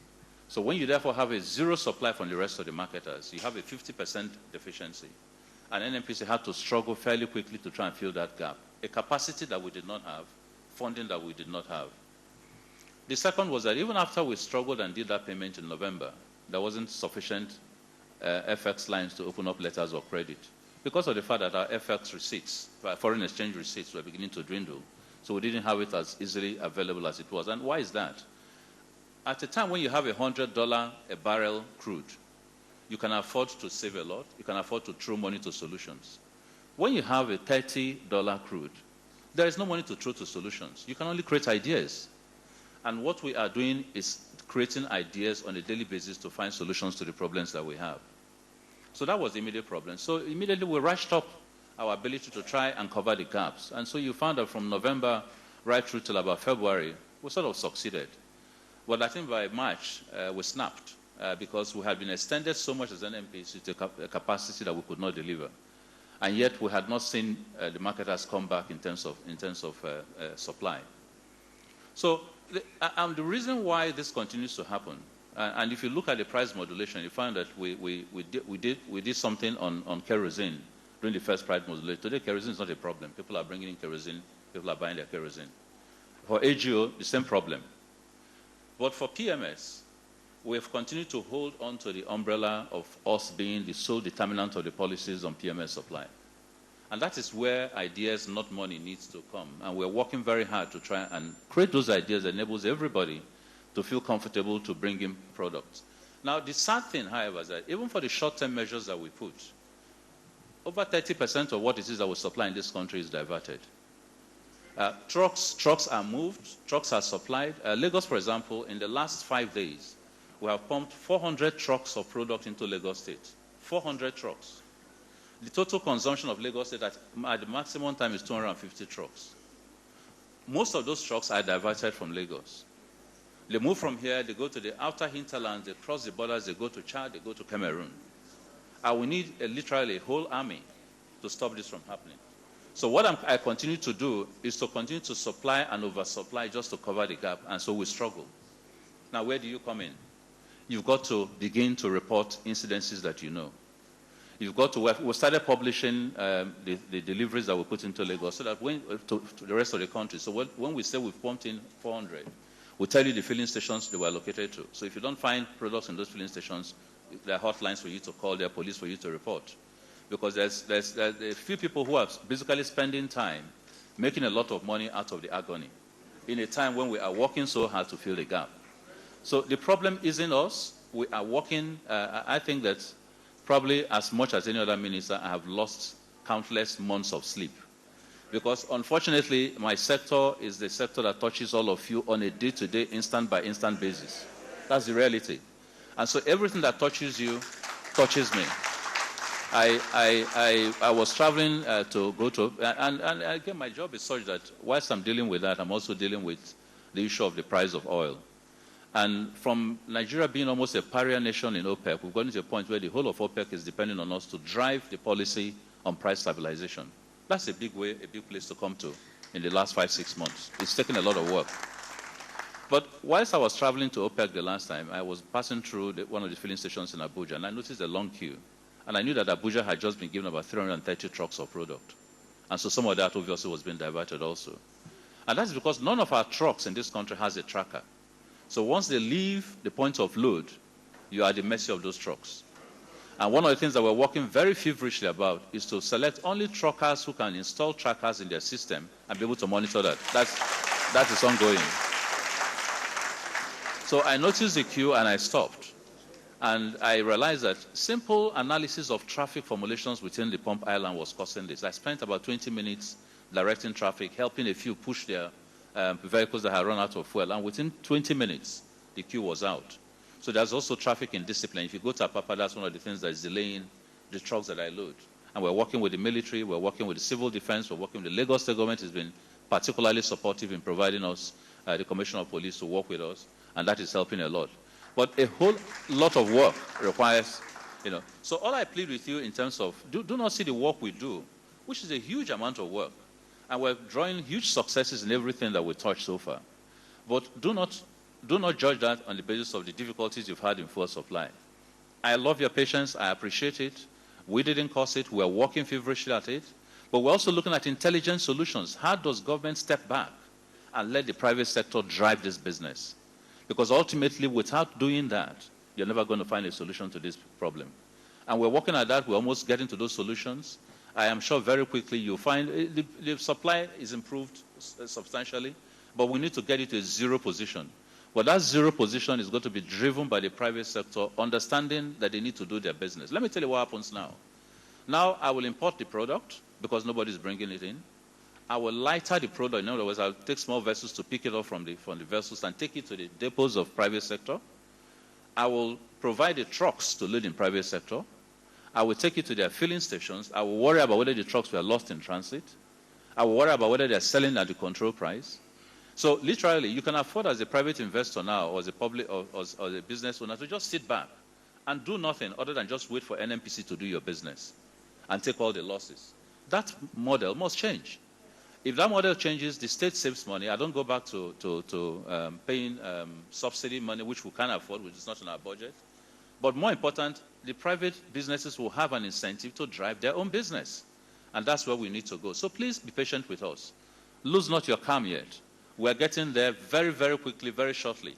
You find that this will be history. I have a capacity to throw energy at the things that concern work that I do. And I'm giving it the very best that I can, just like we've dealt with refining, just like we've dealt with pipelines, just like we've dealt with your costs, just like we've dealt with restructuring, just like we've dealt with OPEC governance. We've dealt with a whole lot of issues in a very short time. This one is challenging for us. We're working at it on a day-to-day basis, so please give us your patience. Finally, let me also step back and say that one of the things that this government, and let me not fail to acknowledge the support of the president in all this. He's been a master stroker in this one, because every time we go to him with positions, we'll argue our way back and forth, but invariably he gives you all the support that you need to deliver on this. And he's as concerned about this problem as I am and as all of you are. But at the end of the day, Nigeria has got to start transiting from a government provides it all to the Nigerian citizen has the capacity to do it all. There is absolutely no Nigerian who does not have a capacity. That is one thing God blessed us with. We're creative, we're intelligent, we're dynamic. Only Nigerians could have survived the kind of difficulties we've passed over the last 30 years. Only Nigerians. So we need to begin to channel that energy to being able to find solutions ourselves so that the government will be relieved from some of the day-to-day things that they do, which are not meant for government. And today, I bring you those words of hope. Hope that we're going to do the best for you. Hope that we're going to serve you the way you want us to serve you. But hope that we believe that you have the capacity to take leadership in every single aspect of life of Nigerians and do it yourself. And I will end, and of course I'll take questions later, but I'll end by just asking you to humor me by standing up just for a few seconds. Please, let's just get off a few seconds, everybody. And let us recite something that I crafted here, which I think concerns all of us. Please recite after me. I'm a Nigerian. There's a reason why God made me a Nigerian. I have a stake in this country. I have the skills and determination, the focus and belief in my capacity to be the best in what I do and to help this country change and make progress. Today, this moment, I commit to being an instrument of change and to work hard with my brothers and sisters to move this country forward. So help me God. Thank you.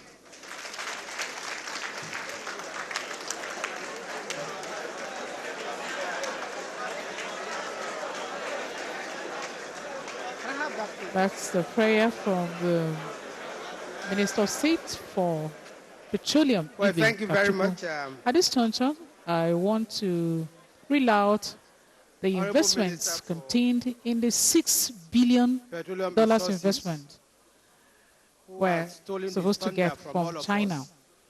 In the power sector, confiscating this in right away, and it will become the property of my ministry.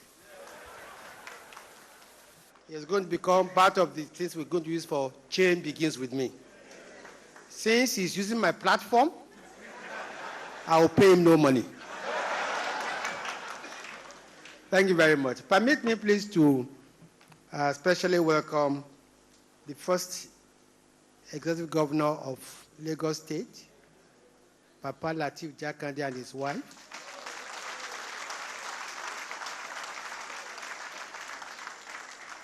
We are so humbled by your presence. We thank you very much. May God give you more strength, more health. We were together last night at 87. I wonder how you do it. We hope we're able to learn from you. I thank you very much. Well, I think we have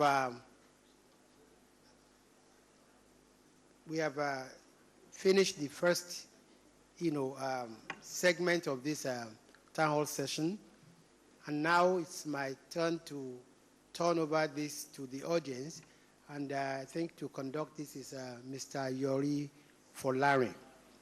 I think we've made arrangements for,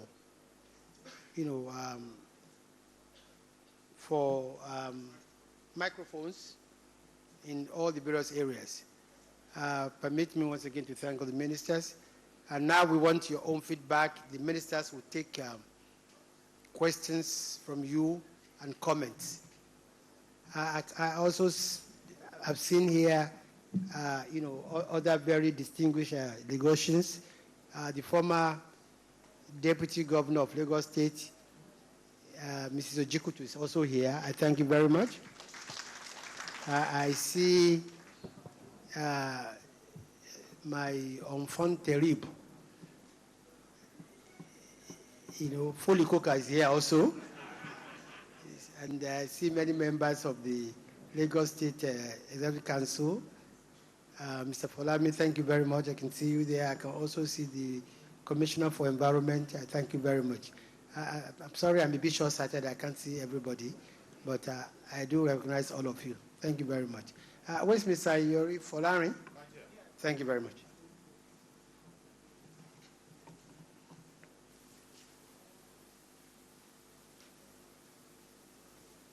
Well, as the minister has indicated, there are in the power microphones sector alone, strategically North-South Power So Company move Limited to the one and closest. Sino Hydro Corporation Limited signed an agreement valued at $400 million for the construction of 300 megawatts solar power in Shiroro, Niger State. The area of solid minerals, Granite or Marble Nigeria Limited, and Shanghai Shengbak signed an agreement valued at $55 million for the construction and equipping of granite mining plant in Nigeria. For infrastructure, a total of $1 billion is to be invested in the development of a greenfield expressway for Abuja, Ibadan, Lagos, under an agreement reached by the Infrastructure Bank and Sino Hydro Corporation Limited in China. My name is Housing sector, I'm an architect and also representing Islamic a total of $250 million deal was sealed to develop an ultra-modern 27-story high-rise complex building in different parts of the Federation, and the $2.5 billion agreement for the development of the Lagos Metro Rail Transit Red Line project. We respond very well to many programs, many adjustments. We have social adjustment, and everybody will carry along with it. So we want a definite economy policy of the government, which when you are coming back, like the first town hall, the second town hall, we can start marking and processing it. This is a very good standing. We are able to carry people along. And the second question is, I don't know what strategy the government is giving out, particularly on our relationship with China. Many of us know very well that over 70% of the American goods are Chinese goods, but they are very, very good products.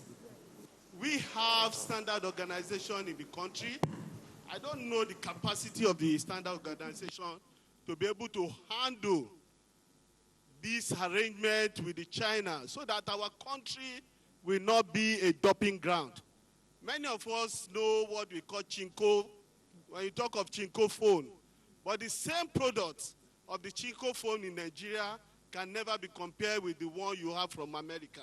So we need a very good and very serious internal control. Thank you very much.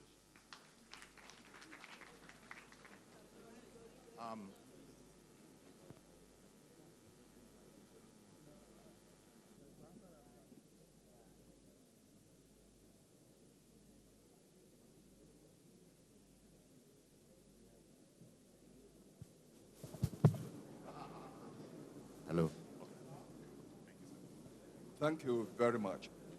My name is Femi Okuno. I'd like to start with the Minister for Petroleum Industry. The memory of Nigerians, that's us, is very short. We want results, not today, but yesterday.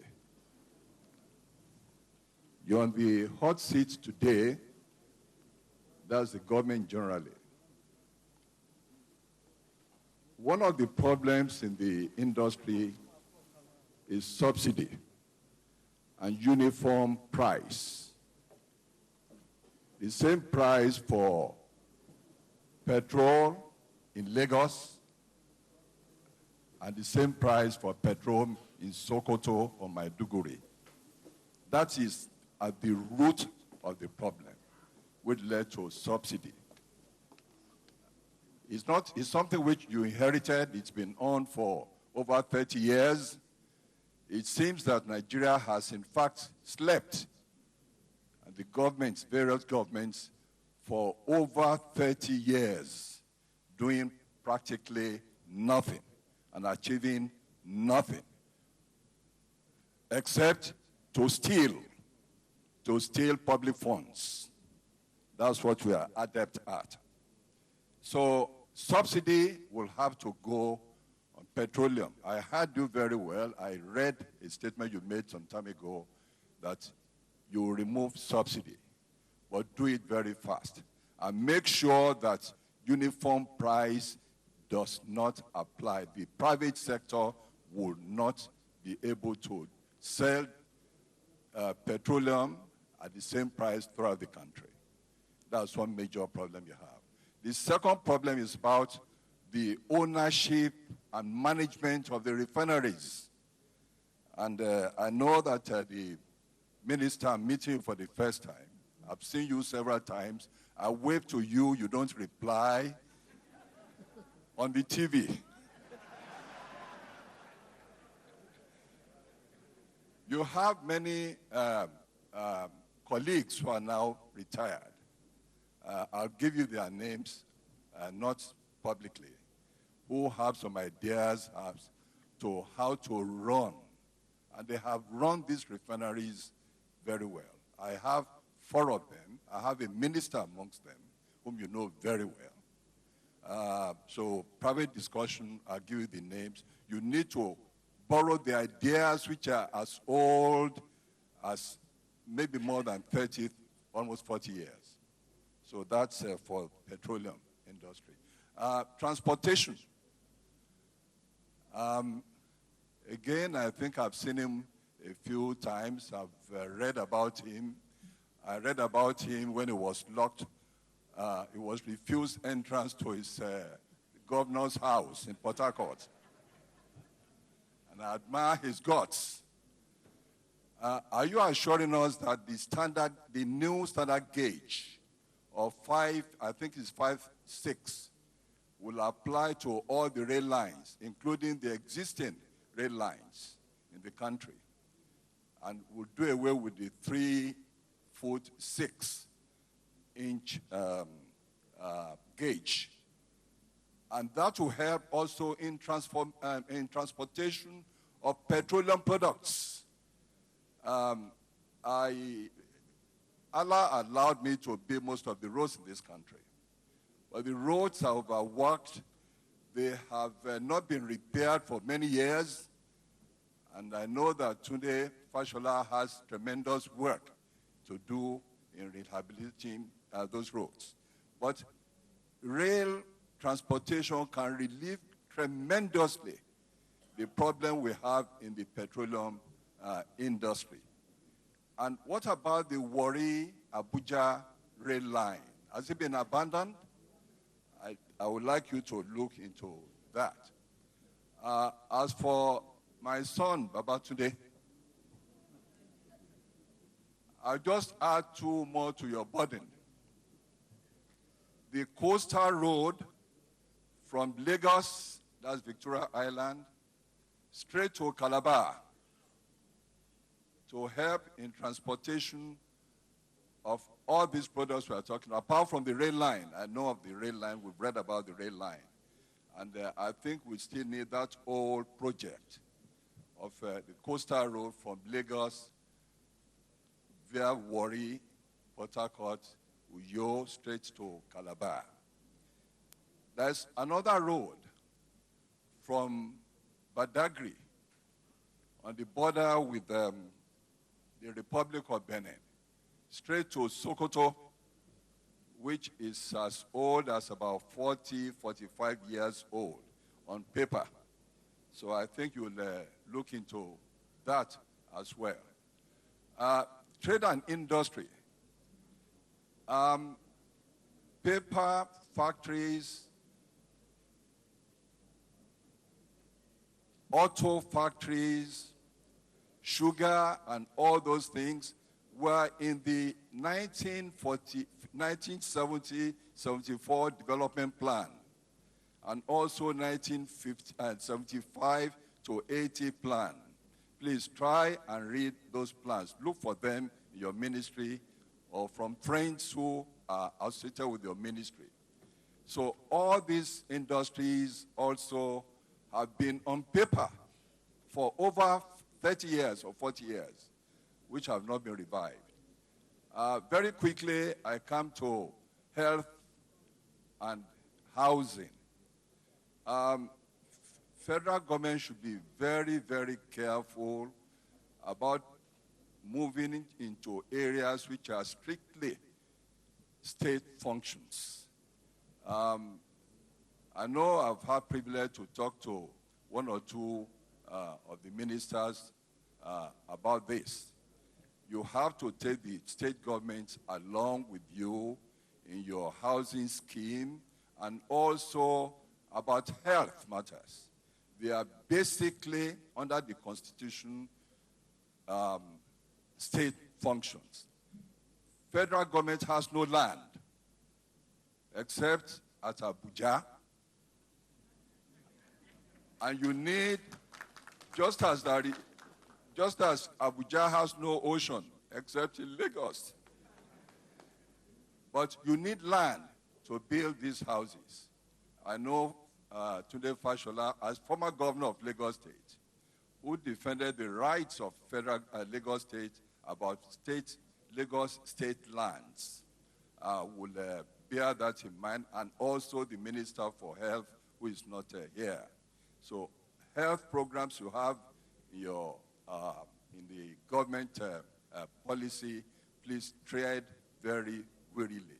Carry the state governments along with you. That is to give meaning to a fiscal federalism. Finally, I'll just say that we as the public should give this government not 1 year. Let us be patient and let us give them 2 years. 2 years to see them start these promises they are making. 1 year is too short. 1 year is just looking at the files, looking at what's in there, what you intend to do, and planning. 2 years also is a bit short for planning. You have to plan. So let us be patient. In terms of security, I'm happy to hear the Foreign Affairs give us insight into what the president has been able to do in moving around. It was suggested to the last administration some 2 years ago that President Jonathan should move to talk to Cameroon, talk to Chad to solve this Boko Haram insurgency. Well, it's very heartening to hear and to know that President Buhari did just that during his first international visit. But again, a word of warning. The president needs to give or delegate some of these functions to his ministers. It's now the ministers who will be going around these countries to concretize all the plans made. The president needs to stay more at home. As for corruption, and that's the last point, Mr. Minister for Information, for giving me this platform. As for corruption, again, we are seeing the work which this government is doing. Mind-boggling. Billions into private pockets. Billions, you can't believe it. Private pockets. So, and again, we'll be patient. Some of these cases are going to courts. And courts do take some little time to come to judgment. So we should be a bit patient, but carry on with your corruption fight. And please carry the corruption to the National Assembly. National Assembly, the legislature, one-line vote. We want to know what's inside that one-line vote. The public wants to know what you do with their money. Constituency projects are things for the executive, not legislature. And that's where billions of naira is siphoned off. So we want to know the earnings of our senators and House of Assembly, the same thing with state assemblies. Open up so that we know what you earn. In England, and that's the final point I'll make, there is, believe me, that's the final point I'll make. There's the register of interests for all members of the House of Commons and House of Lords. Some ministers, some MPs have been jailed in England in recent times, in the past 5, 6, 7 years, for abusing their office. Some members of the House of Lords have been jailed. Now, register of interests. How many company directorships a legislator has? The public wants to know other sources of income you earn. And there should be an ombudsman to see that the legislators earn their billings. Thank you very much for this opportunity. Thank you very much, Chief Femi Okunu. Since it has gone this way, Baba Okunu has taken quite a number of slots. Like you had double period. This was like quadruple period. So what we're going to do is I'm going to try and speed it up. Some people have thoughtfully written their questions, so I'll take some. And now these two questions are coming from people who are representing those with disability. For instance, they would like to know, please, when will Nigerian disabled people have a ministry or commission at the federal government level like we have in a well-established office backed by law in Lagos State through LASODA? That's on the one hand. The other question, still from that community, is it's wonderful to have a forum like this. Now we're happy that change is working. Please, my question is directed to Minister of Transportation. We are glad to hear about the railway change in the making, and we are imploring that the train should be made accessible to people with disability. This is by Tosin Daudu, and the first question from that community was from, well, the writing is not very, very clear. I think it is Ademiluyi, AA, I think. Okay, I'll quickly take this one as well. How is government going to help with the Lagos-Badagry Expressway since the government gets revenue from the same border in Badagry? This is for the Minister of Transport, and it's by Elizabeth Kapo. And, Mrs. Iyabo Kupuli has something for the Minister of Foreign Affairs. Can something be done on British visa prices? Okay, there's just one physical one here. Let me, short, sir, and your name first. Thank you for giving me this platform. My name is Apostle Alexander Bangbola, the chairman of Christian Association in Nigeria, Lagos State. We're so grateful to God for what is happening in our nation. Yes, God gave the word change to the APC, but it's a godly word. For some of us, and we thank God for our fathers who are here, Chief Okunu, Papa Jakonde, and all the elders who are here. This is the way it should be. Some of us who came, the leadership of CAN, we're thanking God as we sat down here that for the first time we have a government that has a vision to build a nation. For 55 years, it's been destruction of this nation. My generation, I was just 70 a few months ago. We're sad. But joy is around the corner. Wait, God bless you. We want to, Papa has spoken it all. Uncle Okunu. These are people who laid the foundation of this with their life, with their career. And they hope that things will be great in our land. Let me just stop there, but I want to just comment something that is important. And I want the ministers, you're all welcome into Lagos. We love you. We didn't know what was going to happen. Khan had a press conference last week, ministering to all our people in the church to be patient. Baba has said it. We must be patient and see what God is doing through these new people. Most of the people seated there are personally known to me by the grace of God. And we tell ourselves that these are people who are going to sacrifice their life for this nation. So we must be patient.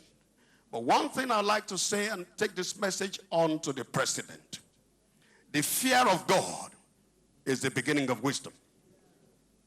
This is a religious nation.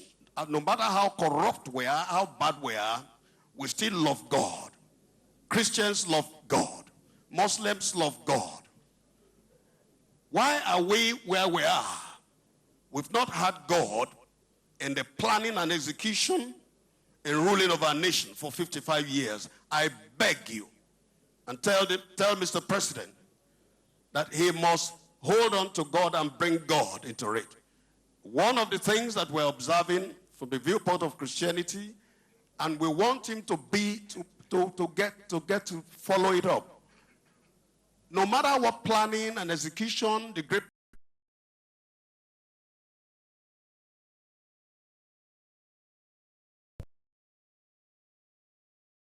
I report for Radio Nigeria. My first question goes to the Minister for Petroleum. What are you doing about aviation fuel? Airline operators are complaining that aviation fuel takes 40% of their operating cost. Then secondly, to the Minister of Transportation, bilateral air services agreements. Stakeholders in the sector are worried that why sign BASA when we do not have airlines who have the wherewithal to be able to match the mega carriers of the world. Then secondly, still to the Minister of Transportation, multiple entries. They are worried also that international carriers come into Nigeria to do what is called domestic operations, that they do not have the power any longer to be able to continue with their operations because of these multiple entries? Then lastly, please, can you just give details about the concessioning of the rail lines that you are actually giving to the Chinese company? Thank you. Thank you. Maybe one more from the press here. Okay.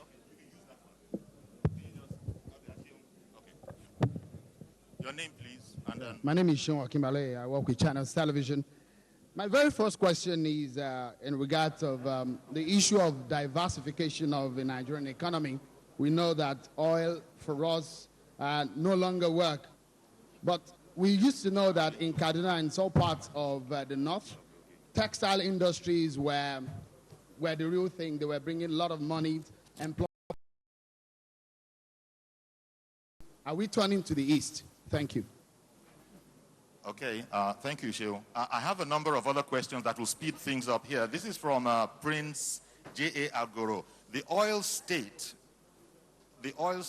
were paid 13% in derivation. What about us at the border and marine area of Lagos State? Then there's also what concrete plans does the federal government have for persons living with disabilities?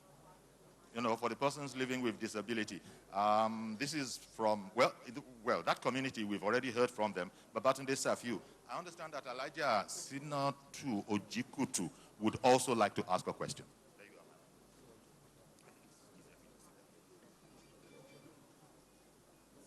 go. Good morning, ladies and gentlemen. I think it's better if I stand. My first request is directed to the Honorable Minister of Information. Every time we start any program, we start with the national anthem. I believe that it would be very good if you can make it possible for the nation, anywhere we are saying the national anthem, to sing that second stanza of the national anthem.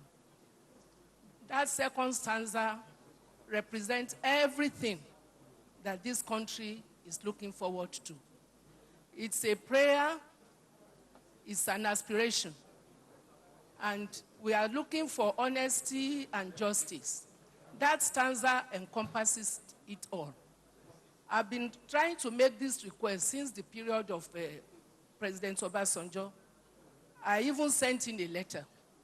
But since we are now in a period of change, I think this is the time when it can be really enforced. It is there for a purpose. It shouldn't just be, window dressing. Thank you. No, I have a second one. Yeah, for him. I also, this audience is very good, sir. It is a good move to make people know what the government is doing. But we here, you can regard us as elitists.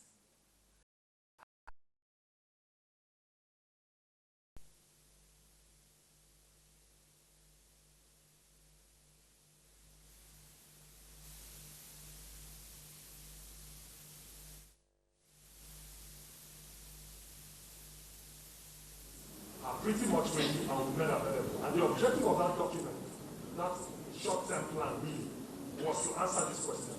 What should you measure us by? In the short term, bearing in mind that under the coordination of the planning ministry, that's the Ministry of Budget and National Planning, that there is going to be a 5-year plan and a long-term plan that are also following. So I think we are not shy to be measured, and I believe that working with the Ministry of Information, these documents have been developed, both for the short term, for the medium term, and then for the long term under the Budget and Planning Ministry. We made available to everybody, and they do include very measurable, very clear benchmarks on which we measure your government.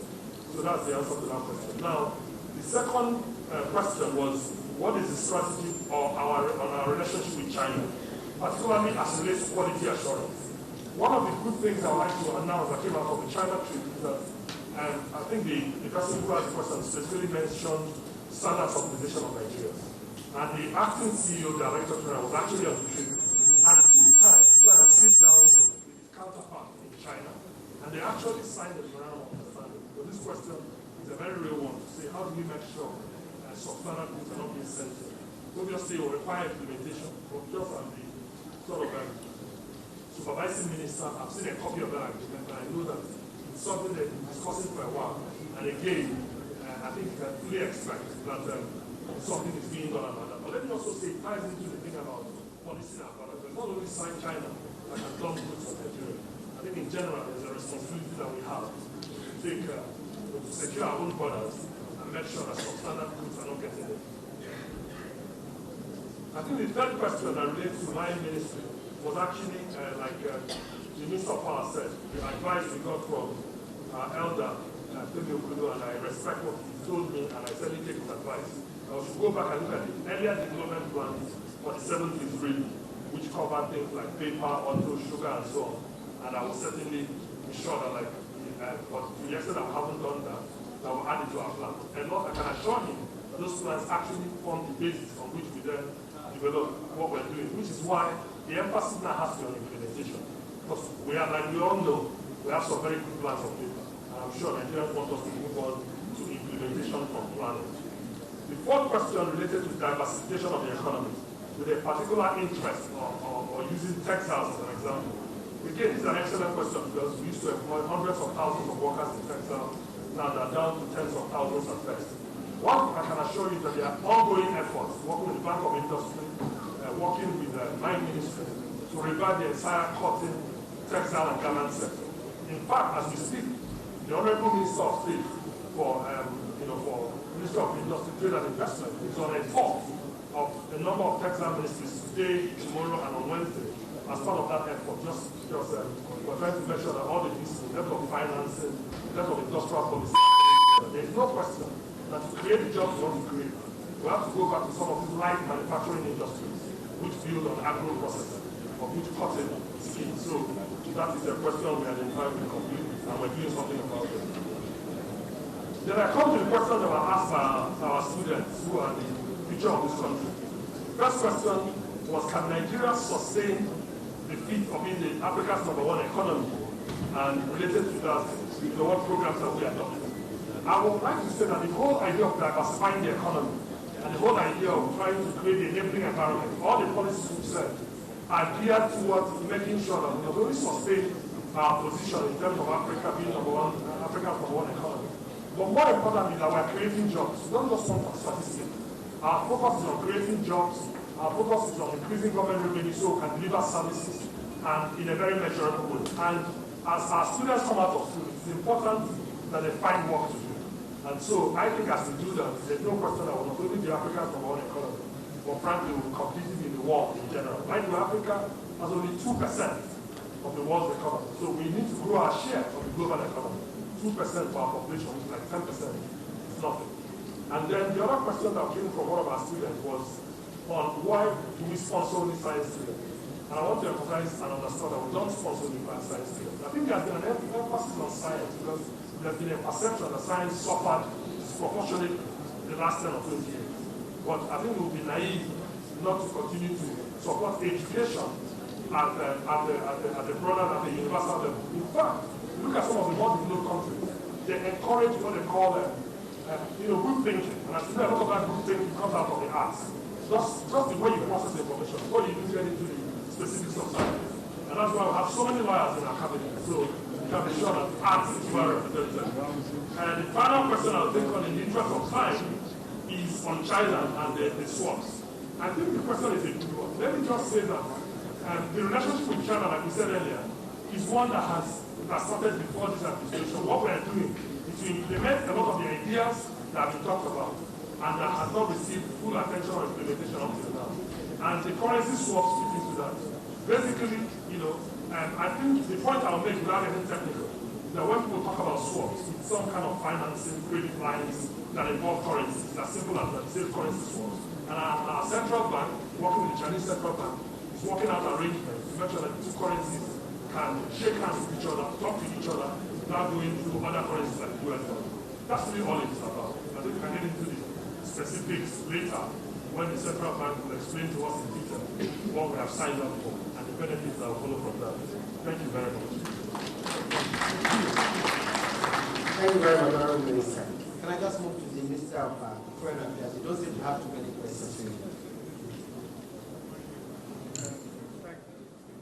Thank you very much. Can you hear me? Is it working? Okay. Yes, I just had two questions. The first one is UK visa prices. Can something be done? Well, not really, because each country is, has the right to charge whatever it wants for its visas. The only thing is they're usually reciprocal. So they often complain, actually, about Nigerian visa prices and processes. A lot of countries, you'll be surprised. In fact, just yesterday, I met at a function in Abuja, a German national who came to me to tell me how difficult it was for him to go from where he lived all the way to Berlin, and how much he had to pay, and that it was just so much to be able to come to Nigeria. But it's something that we do discuss with with other countries. So we'll take it up again with the UK and other countries for that matter.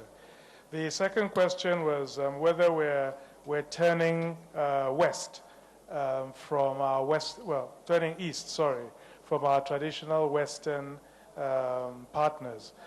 Well, the answer is yes, actually. I think not even just turning east. I think we're turning global. It's a globalized world, and we cannot be dependent on any part of the world. We really have to not just diversify economically, but also, I think, diversify in our partnerships so that we don't become hostage to any particular country. And another thing in that context that we have to realize is that a lot of these countries, and I think you mentioned the Gulf, visits to the Gulf countries and then to China, is that it's quite amazing the level of reserves that some of them have. Qatar, for instance, which per capita is the richest country in the world, they have trillions of dollars in reserves, and they're just looking to where to invest their money. They invest a lot in Western countries, in Eastern Europe, and then China also have trillions of dollars in reserves. So it makes sense that we should also try to, compete and access for investments from those countries. Whereas in the West, the levels of debt, I mean, the U.S.'s level of debt is huge and astronomical, and they just don't have the kinds of resources, actually, that these other countries do have. So, yes, is the answer to that. We are turning, not just east, but turning global. Thank you very much. Thank you very much, Honorable Minister. I'm afraid we don't have enough time. We will take two more questions from journalists. Of course, I'm coming to transport and petroleum, but we'll just take, after we sort out these ones, we'll just take two more questions from journalists, two from Twitter, and then I think we take one question from Chief Mrs. Kemi Nelson, another question from Otumba Jomale, and I'm afraid all other questions should please send to us online. We promise we are going to respond to them. Many of the ministers actually have commitments again this afternoon in Abuja, and I feel as if I've just trapped them here. It's as if I brought them here. I promised they would be leaving at 1 o'clock, and here we are, almost, already 1 o'clock. So please bear with us. Can I please now go to the Minister of Petroleum Resources, please, to address the question. Thank you very much. I didn't have a lot of questions. First, let me thank Alhaji Femi Okunu for his contributions, somebody we're very extremely proud of and continue to. I've taken note of his issues in terms of uniform pricing and subsidy, ensuring that the subsidy payment never come back. We don't even have it in the budget, so my work is to ensure that whatever we're doing, we'll continue to sustain an environment where we don't have to do that. On uniform pricing between South, North, and various cities, yes, that's been an age-long problem. PEF was brought in to try and modulate that. One of the things we're going to be trying to do is that whilst recognizing the need to let the market forces determine their prices, we would also ensure that the placement of refineries is used as a distributional point to be able to modulate some of those price deficiencies. So once Kaduna refinery is working, we want to load out from Kaduna more into the north, Warri more into the south end corridor all the way to the west, and obviously Port Harcourt into the east corridor all the way again through Makurdi onto the north. So the more you limit, currently we're throwing out about 1,400 trucks per day, which is massive just to keep the country oiled. And we need to get away from that sort of model through NMPC not being the purpose of that, but private individuals being the ones who really are moving those. And we'll be able to watch where price disadvantages arise and see how we can attend to that. So thank you very much for that advice. The other is on aviation fuel. Aviation fuel has been privatized, actually. So we as NMPC, have not been the ones pushing that. But I'll look into that. If that is a problem, then we need to do some intervention to help bring in that product to support the mix. Refineries are coming back, which we didn't have before. So again, we're looking at our aviation units in there to try and ensure that they begin to produce a little bit of aviation. That will also solve the problem that we currently have. Our consumption isn't too much, so I think we can take care of that. And those are the two questions that concern petroleum. Thank you.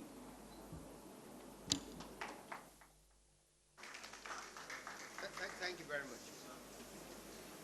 Can I please ask the Honorable Minister for Transport to please address the issues concerning transport, please.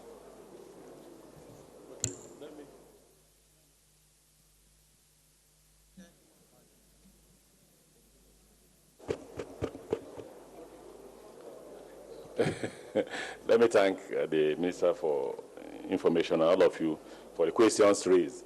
I think I have most of the questions. You asked about details of the commissioning. I'm among the ministers that are trying to run back to Abuja. I'm supposed to be at the Senate defending the bill, the Nigerian Railway Corporation Act. The last time a law was made on railway was 1955. And we're trying to get a new law. And I was supposed to be there this afternoon. I promised that I will come. I hope you will let me go. But somebody asked about the details of the concessioning. I took my time to state about the concessioning. The Lagos Kano concessioning to GE. And I thought I made it very clear about the benefits that the country will derive from it. The next question was, why Basa? Why Basa? The fact that we don't have the capacity to fly to China, should it make us not to have the capacity to allow China to come and pick our passengers? Because it makes it more difficult if you have to go from here to Dubai, Dubai to China. If we can sign a Basa agreement with China that will lift you from here to China, I thought that would it be better? So the person who asked the question should have looked at it the way I'm looking at it now. So that's why we're signing Basa. In fact, those who go to Lebanon will soon get a direct flight to Lebanon. The Turkish airline is about to increase their distance to include the East. Now, the person also asked about multiple entries. Again, where we have multiple entries will be essentially Port Harcourt, Abuja, and Lagos, Abuja too. I think so. Now, the reason for that, especially, is that how the number of passengers that are going to, for instance, France, from Port Harcourt alone, will not be enough business-wise for Air France to fly from Port Harcourt to Paris. So if you want to be able to airlift them and reduce cost of transportation, then you have to allow them to combine Port Harcourt and Abuja, so that the passenger in Port Harcourt will not need to fly to Abuja, or the passenger in Abuja will not need to fly to either Lagos or Abuja to fly out to Paris. And exactly the inconveniences of having to move your bag out and all that, stay in a hotel and all that, because the cost of, if it's business, it increases the cost of production. So I don't think it's domestic business. I don't see it that way. I see it more as convenience, and it makes a lot of economic sense. The other one, how many of you have traveled through Murtala Mohammed Airport recently? How many here? No, it can't be all of you. Okay, those of you who have traveled, how many of you have seen the conveyor belt? Is it working? No, I was there yesterday. It's working, right? I was there yesterday. That was the first achievement we made in Murtala Mohammed Airport as soon as we came to power. We made sure there's a brand new conveyor belt, 3 of them.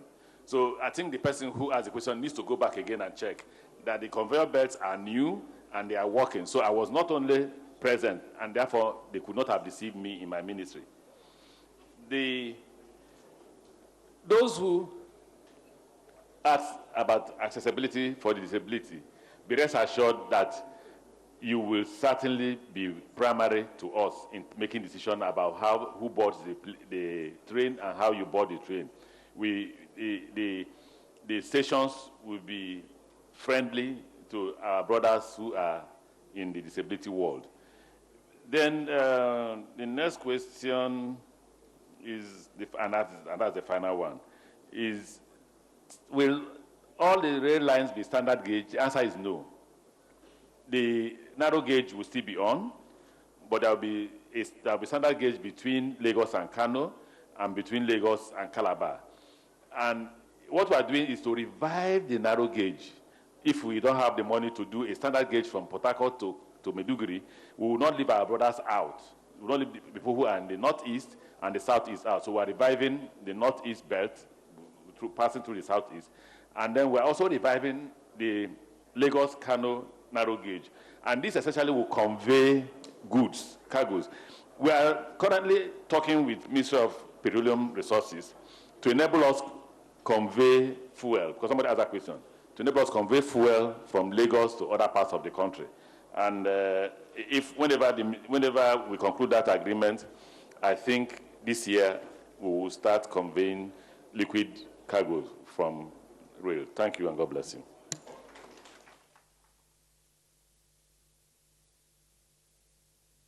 Few questions that were directed at me.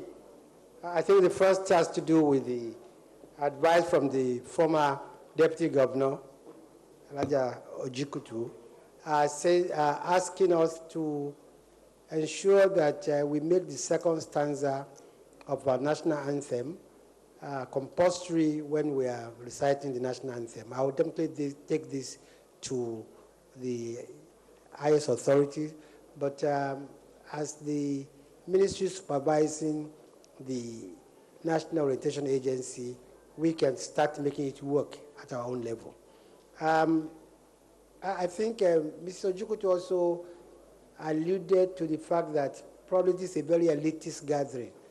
With due respect, Ma, we read out the list of people who are here, and I think we have representatives of farmers, we have those of market women, we have those of traders, we have those of, we have students, and we try to cover everybody. Even the NLC is here, the TUC is here.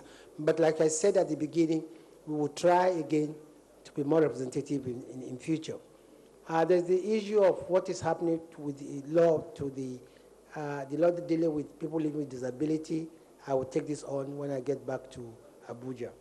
I think another question which has not been addressed, and I think it's the Minister for Power, Works and Housing that will take it on, is the issue that Comrade Sessi asked about what is the government doing about the inability of some states to pay their salaries. Thank you. Sorry, I actually missed out that, and I apologize to Ceci if she's still here. Okay, hi, how are you? Ceci and I come a long way back, so from ASU and... but simply, let me say first that the bailout, as far as I understand it, and don't forget that I think it had been put in place even before we came as ministers. So, because we've been in office as ministers from the 11th of November. So today actually makes it 5 months and 2 weeks that we've been in office. But my recollection of it was that it wasn't cash to the states. That's my recollection of it. It was that they had financial obligations, loans, bonds that they had contracted largely with financial institutions and banks. And therefore, government felt that they could assist the states by giving them like a moratorium on their loan renegotiating their loans so that how much is deducted every month reduces, so that they will have more money to take home and go and use to service their local needs. As governor, for example, I borrowed money, and when you do that, what you then do is you sign an ISPO, because the bank wants a guarantee that it will get its money back. Federal government takes that ISPO to FEC. So when they are doing monthly allocations, they deduct on behalf of your lender. And so some of the states were, as again, of course, oil income had dropped. We were earning $5 billion, $4 billion per month.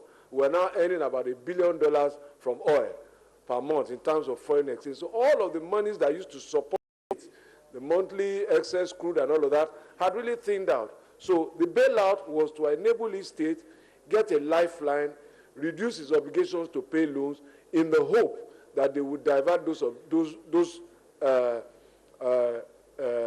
opportunities to states, to their salaries. But each state ultimately defines its own priorities. I believe that the salaries of workers of any organization must be a first charge on the income of the state. But unfortunately, we're in a very bad place. The economy isn't doing well, and this problem had started in any event before this administration came on. And we're working with the state governors. I was in a meeting last week chaired by the vice president, working with all the state governors, trying to see how we can help. For me, it is something that will go away. It's a tough time, but tough times don't last. It's tough people who last. And perhaps as much more older people now, we have the responsibility now to manage the problem. But don't forget that in 1984, when President Buhari first became head of state, this was a similar situation to where we are. States couldn't pay their salaries. If you remember a state like Imo that became very popular, they had the Imo formula. Everybody negotiated. And perhaps in that sense, I will close my contribution on it. The NLC, I will urge, must also assist in bringing solutions to the table. As I've always said, governors, ministers, chairmen of local government are not the ones who have all the answers. We are just the ones who are privileged to serve. We're not the most brilliant. So NLC itself can look at what is coming in, what is going on, and say, look, why don't you let us try this option? Sit down with your state governors, sit down with your local government chairman. It is possible to have and to work out a solution that works. And it will involve some sacrifice. And in the charter we have all signed up to this morning about being part of the solution, not being part of the problem, about committing to work hard. There was also a commitment there to make sacrifice. And so it is in that context that I will respond. We need to sit together, talk together, accept what is real. This is how much is coming in now. How does this family adjust within what is coming in and get on with his life? Thank you. Okay. Thank you very much. We are really gone on time. We don't have as much time as we would need. So what we're going to do, and it's painful to do so, we can't take many more questions from the floor. These questions are all carefully noted, compiled, and will be responded to online. However, we'd just like to now take questions from some questions that were tweeted in, if that's all right. Some questions that were tweeted in. One, Nigeria has a very rich culture. How is the Minister of Information and Culture working towards generating more revenue from tourism? That's from Ini Adesina. And how is the minister working towards helping Nigerians generate revenue from the creative industries, particularly the entertainment industry? That's Folashade Karim. Now, what is government doing about employment of youths? Youths believe in change before we had change. That's Popola Wasiu, currently unemployed. He put in brackets, currently unemployed.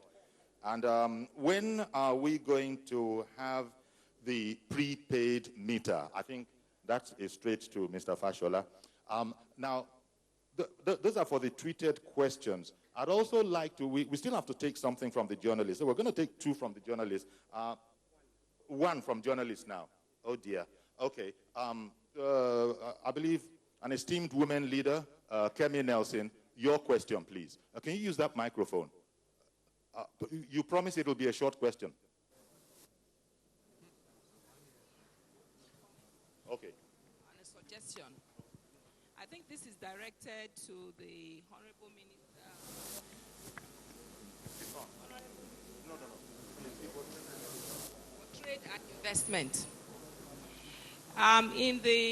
Over the weekend, there was an article in The Nation by one Professor Oshuntokun. He did say that any nation that wants to grow should not leave half of its population down there.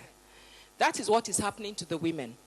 Now, we are talking, the whole country is awash with this relationship between us and China. Many new companies will be formed. I want to suggest that we have a deliberate policy that any company that is to be registered by the CAC must have a minimum of a female as an executive director. Thank you. Thank you very much.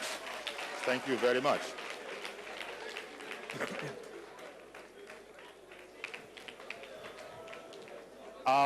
Also, okay, a question from Chief Ajomale. Chief Ajomale, could you use that microphone, please?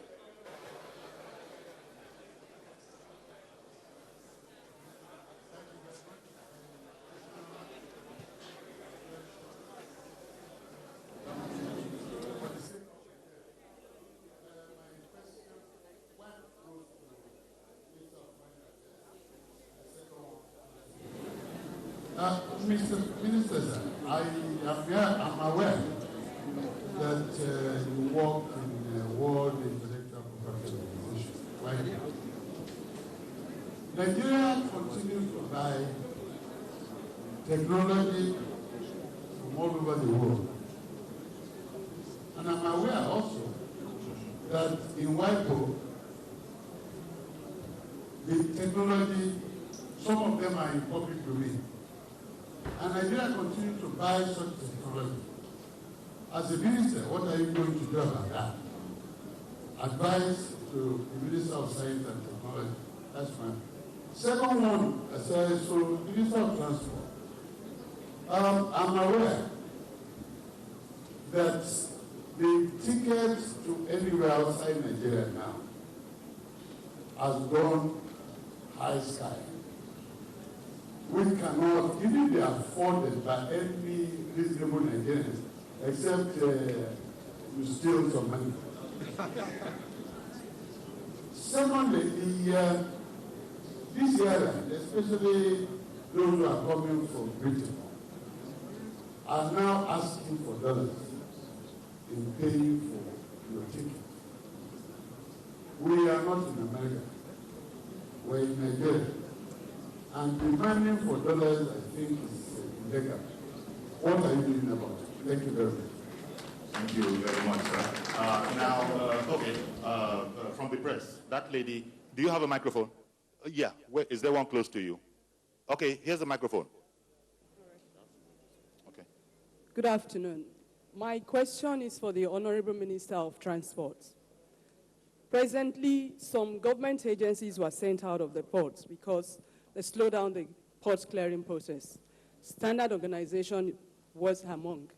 But with the state of substandard goods in the nation, are they likely to come back into the system? My name is Oluwatoyin Esther Mustafa. Thank you very much. And that will be it now. But that doesn't mean the questions that have been submitted, and there's a whole volume of them, they're going back with the minister, and they will be treated online. Yeah, I still have to, I have to put in some students. Any more students in there that have a question to ask? Well, taking from Chief Kemi Nelson, I want a girl student. Where is a girl student? There you go. Good afternoon, everyone. My name is Okwab Barikis from Girls Senior Academy. My question goes thus. Why is it that we leaders of Nigeria, we do send our children out of the country to study? Does it mean we don't have faith in our country?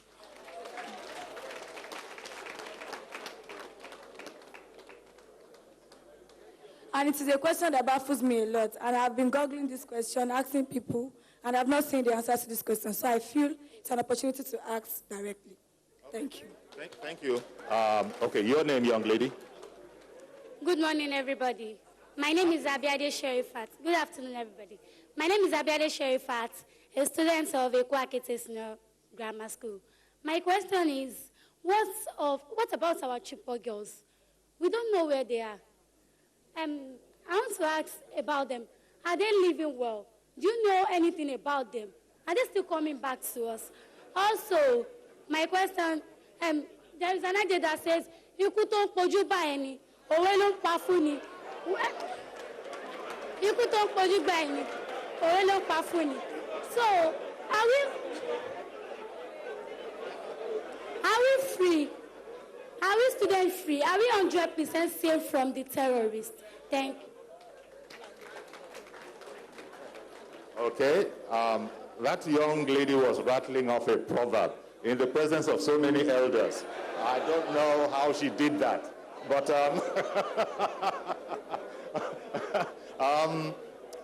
really, that's it. I think we should give the ministers, a space to respond to those questions.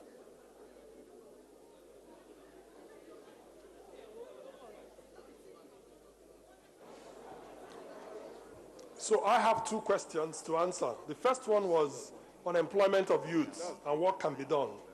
I mean, there is so much going on around wanting to employ youths that I would like to just use three practical examples, to illustrate what we're doing. Number one is that it is clear that there is a mismatch between our education right now and the jobs that are available and the jobs that will be available going forward. So there's a lot of work being done by agencies like Industrial Training Fund and other agencies to train and retrain our youth, but in a way that is tied to the jobs they will get. I think you should stay tuned. You'll be hearing some announcements coming out once the budgets are released about plans they have set up to retrain our youths on various programs that will be tied to jobs. So when you finish the training, you also go through an apprenticeship and you start working. The second one has to do with financing. And I'm sure that for those of you that have copies of the program, you see that Bank of Industry has something called the YES program, which is also focused on youths and entrepreneurs. And again, it's tied to giving funding to youths to do something on their own. Because one of the things we must encourage in this country is an entrepreneurial culture. What that means is that we're not just depending on others to give us work, but we're asking for opportunity, to do things for which we earn a living. And a lot of it has to do with all kinds of skills that people acquire depending on their affinities and their talents and their strengths. And again, that's what the YES program is all about. And I think they are targeting 10 billion naira for tens of thousands, if not hundreds of thousands of applicants. Then the final thing I would say is what I said about the ministry in general, about creating an enabling environment. If we do what we have said we'll do and we're committed to doing it, there is no question that the disproportionate group that will benefit from it is our youth. Because most of the unemployment is with the youth. And we are focused on making sure that we're creating the jobs of the future, which you can only do by making it easier for industries, to develop and investments to come in, and they will need new people. And invariably, they'll be employing the young. So I think you should identify with the program of creating an easy environment to do business and an enabling environment. The second question was an affirmation or observation that no nation can grow without its women. And then again, what are we doing? And then with a specific suggestion that we should make sure that every company that is registering has at least a lady as one of the directors. As one of the executive directors. Let me say that I completely identify with the sentiment. If you know my background, you know how important the women in my life, from mothers to wives to children, are extremely important to colleagues. And my observation has been, all through my career, and I don't mean this in a patronizing way, the women are as competitive and as effective as the men. So any society that does not take care of its women is shortchanging itself. However, we have to find a way of doing it that combines motivation and incentive with legislation. The problem with legislation is that frequently people will start gaming the system. Maybe people will just bring their wives or their friends and say, "You're not my ED," but nothing is really going on. So we have to go beyond the form to the substance. And I promise you that we're going to work indefatigably to make sure our women are absorbed, because Nigeria is shortchanging itself. Thank you.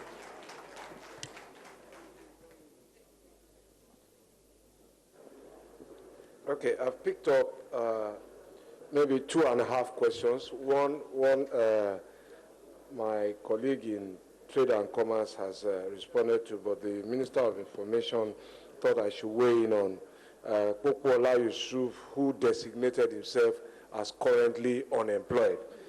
First, let me say that as our plans begin to unfold, your status will change to fully and gainfully employed. But it's not going to happen just by say so. You didn't indicate what skills you have. And therefore, people must have skills to be employed or to be employable.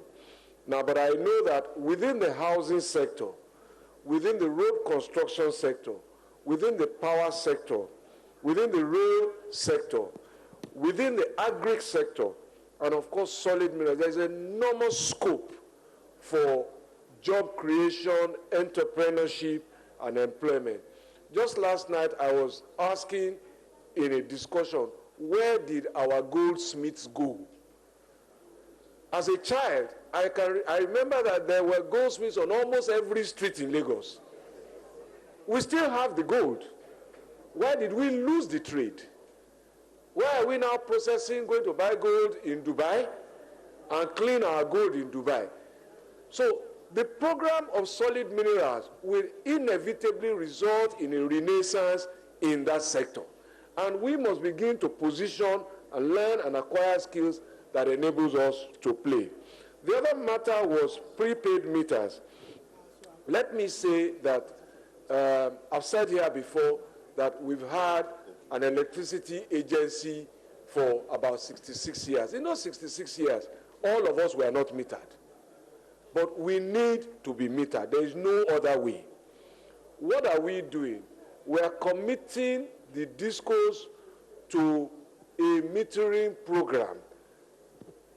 And every month, we meet with them, and they are filing returns to us every second Monday of the month.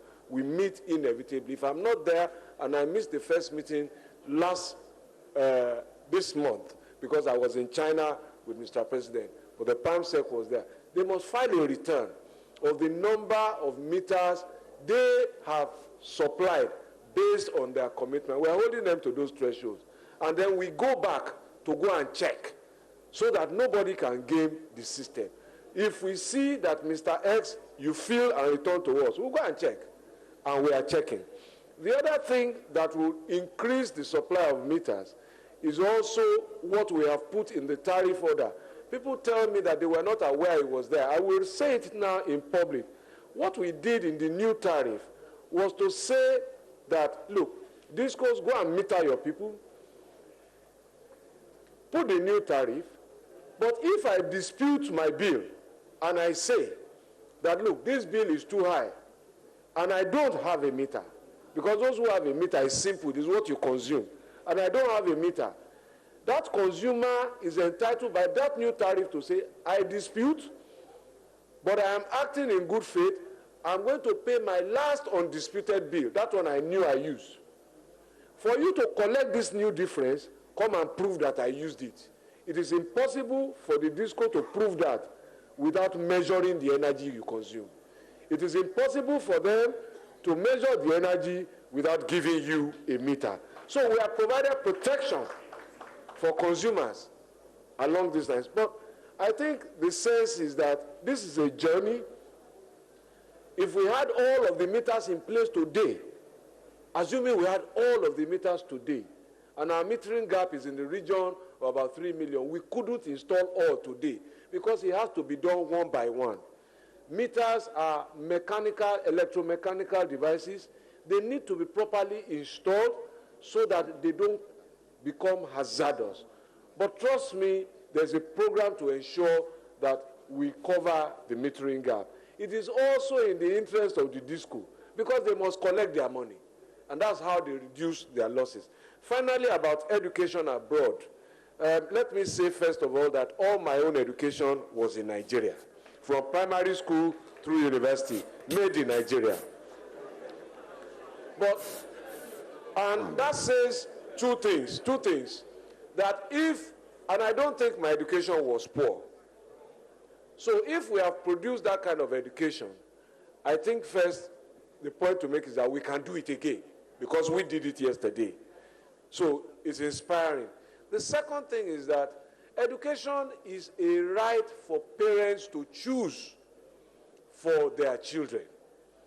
So you have a right to choose whether your child should go to public school or to private school, or indeed abroad. What you must not do is to burden the state and burden others with that choice. If you can afford it, nobody should really be able to stop you. Even in the countries that we send our children to, some Americans take English education because some parents just believe that their children should go to school in Cambridge, and vice versa. So I think that's my sense of it. Thank you, Mr. Minister. Just before, could I just say here that our time is just about up, but fortunately, the Minister of Information has the clock and its manual, and maybe when he's looked at some questions addressed to him, he'll then go on to his closing remarks. Mr. Minister of Information. I believe that the Minister of Foreign Affairs is still yet to respond to the question by Otumba Jomali. And please, we'll have to break our own rules. One of the royal fathers wants to make a comment. I think we have to please indulge them. Thank you very much. Thank you very much for that excellent question, sir. Nigeria buys technology from all over the world, and what to do about the patented technology that we produce here. First of all, this raises the issue of investment in research and development, and one of the building blocks for our industrialization. And I think we also have to look at how much we invest in R&D. It's generally acknowledged that for an industrialization takeoff, you should be looking at investing minimum of 2% of your GDP. But a patented technology is only protected in the countries in which you have a patent. So in any country that you have not patented that technology, it can be freely used. So obviously, as government, what we should do is provide relevant information to our innovative sector, our research institutions, universities, and inventors to make them really aware of what they need to be doing to adequately protect their inventions. But this is a very important area, in fact, intellectual property. It covers not just inventions, but also the question of the creative arts, which was the creative sector, which was raised earlier. It's really a source of tremendous wealth creation, and is an area that we have to do a lot more about. When we talk about Nigeria being the largest economy in Africa, it's because the creative sector and inventive and innovative sectors were now factored in to our GDP. And that's really an area that we should also focus in. But it's important to protect your inventions in the countries where you think you have competitors. Thank you very much. Transport for the last question before we take on from the elders. I would say that we're a bit helpless when it comes to flight ticket. You can't do much, but there are a lot of factors that make up the flight ticket. There are local taxes that if you go to the airlines, they will ask you to go and remove those taxes. Don't encroach into their own part of it. So we in the ministry have met about it. I will plead with you to give us time. Nigeria, we will not buy tickets in dollars. It is not the legal tender here. So if they're trying to do that, please let us know so that we can call the airline to order. That agencies were set out of the port. The president has approved what you can call a one-stop shop, a single window. He has approved that we'll pursue that. We are talking with Bureau Veritas. When we conclude on that, there are quite a lot of interest involved. We are trying to negotiate all the interests into one. Once we conclude on that, every agency will be in one room. You don't need to be at the seaport. If you need to deal with the issue of standard, no good will leave our soil or come into our soil without an approval. It means that you can be in your office and engage the people who are importing or exporting. But once we get this single window going, then we have solved our problem on the issue of those agencies. Thank you very much. While we are waiting for the last question from one of our royal fathers, may I quickly just address the oh, thank you. I'm told that I've overtaken the question. Thank you. Well, where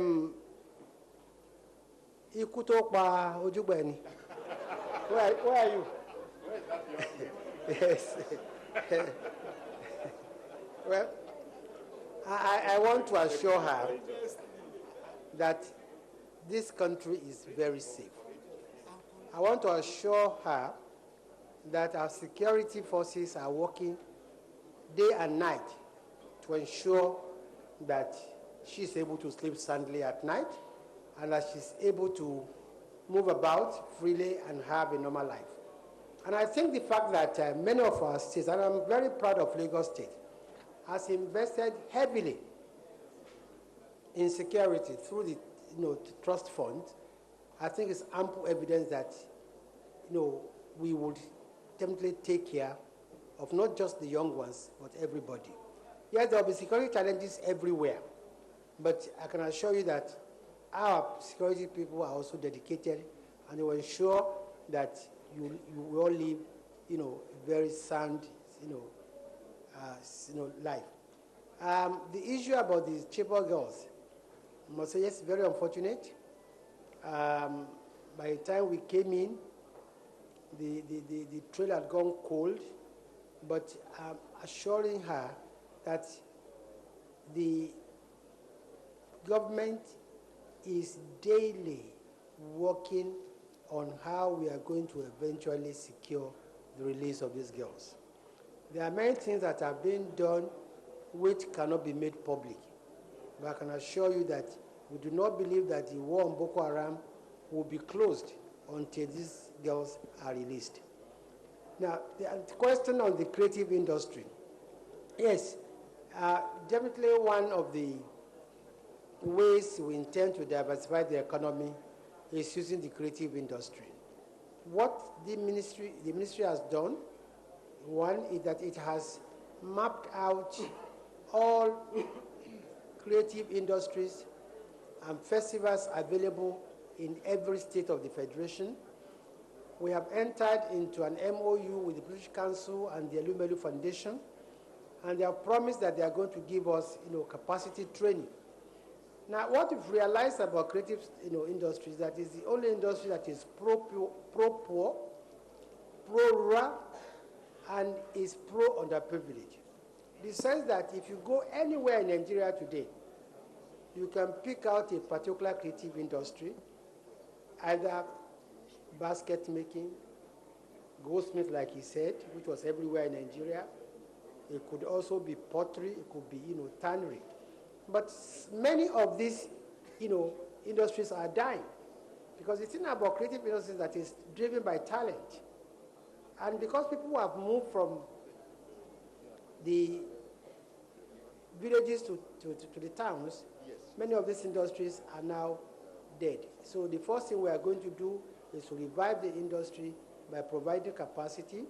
We have also setting up, trade centers in each of the geopolitical zones.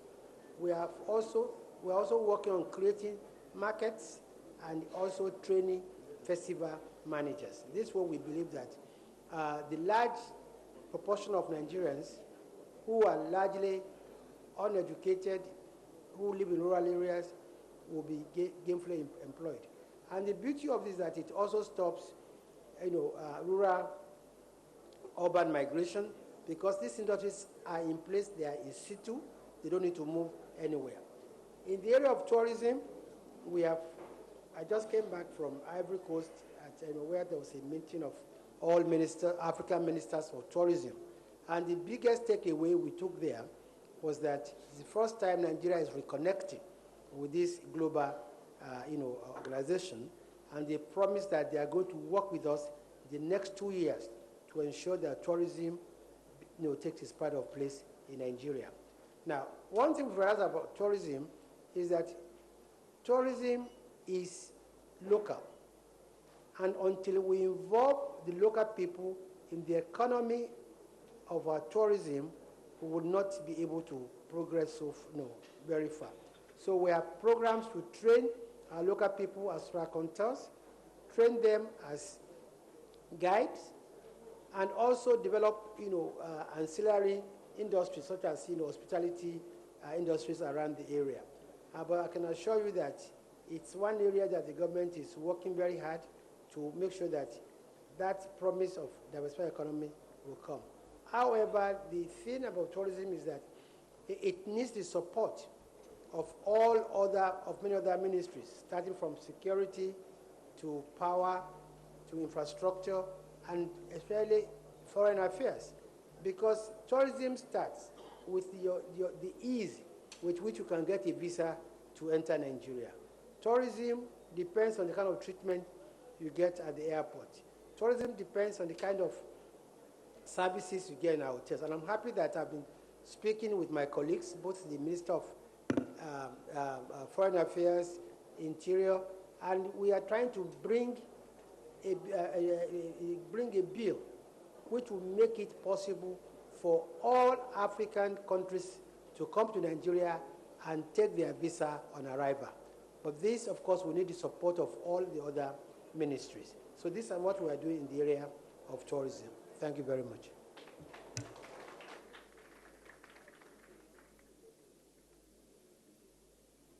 While the federal government is working to provide enabling environment for the investments to take off, the President is appealing to China to imbibe the spirit of having a mutual beneficial relationship in business transactions with Nigeria by making Nigeria an investment destination where goods can be manufactured and consumed locally and not a consumer market alone. Chair sessions and address us.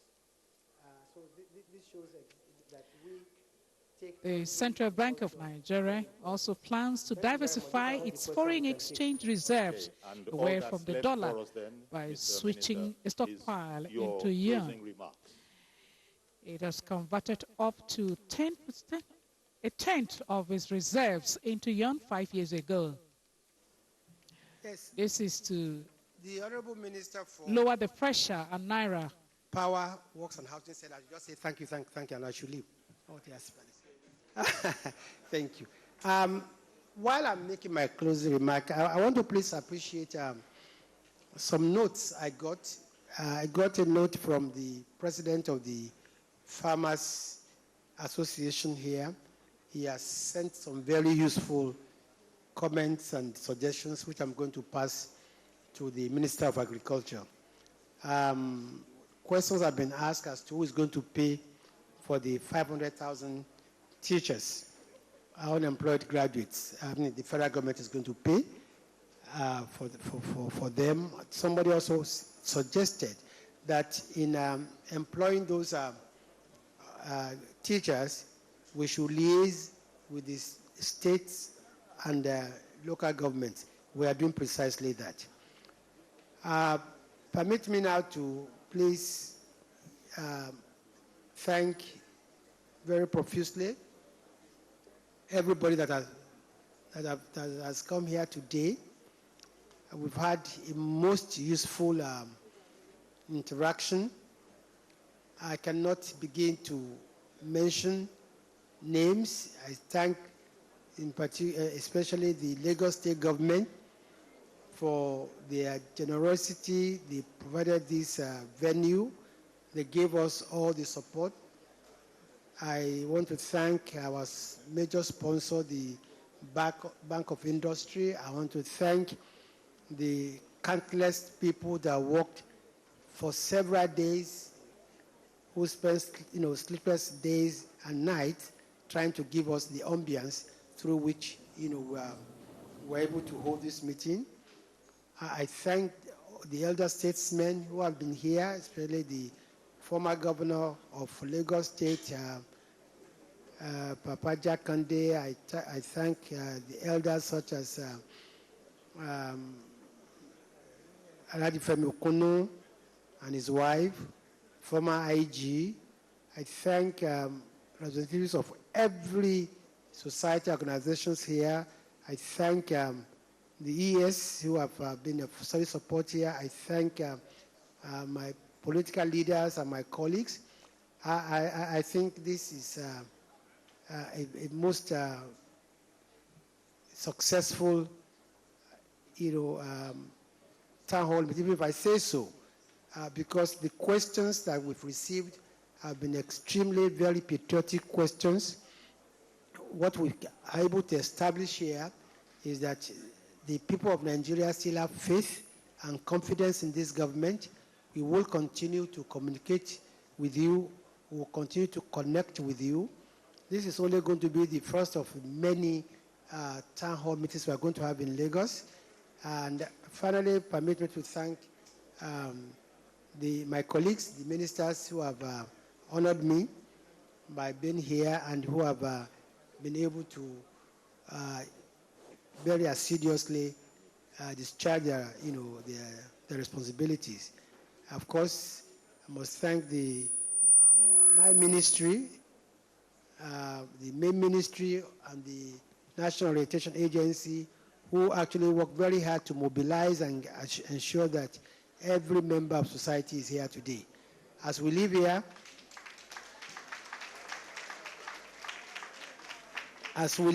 we are going to take very fond memories of Lagos State. We are going to take along with us very fond memories of this particular, town hall meeting. And please, our lines are open.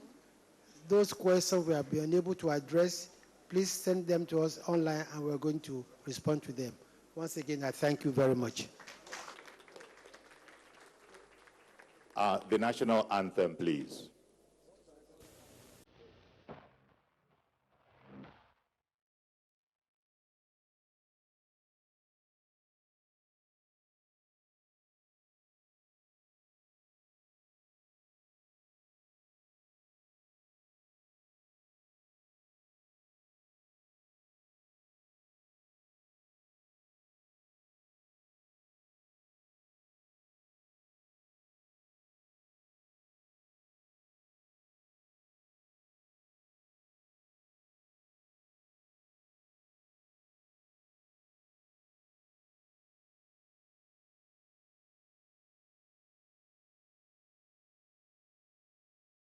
Engagement and a wonderful opportunity for those in authority to meet the people directly and explain developments in the various sectors of the Nigerian economy. Policies, programs of the federal government were explained. The benefits of the president's many visits since the inspection of this administration. People also made suggestions on the way forward. This is a practical demonstration that President Muhammadu Buhari is determined to restore Nigeria to its lost glory through economic diversification and industrialization of the nation. On behalf of the Nigerian Television Authority management, the technical crew, I am Viera Chungoba. Many thanks for watching. Good afternoon.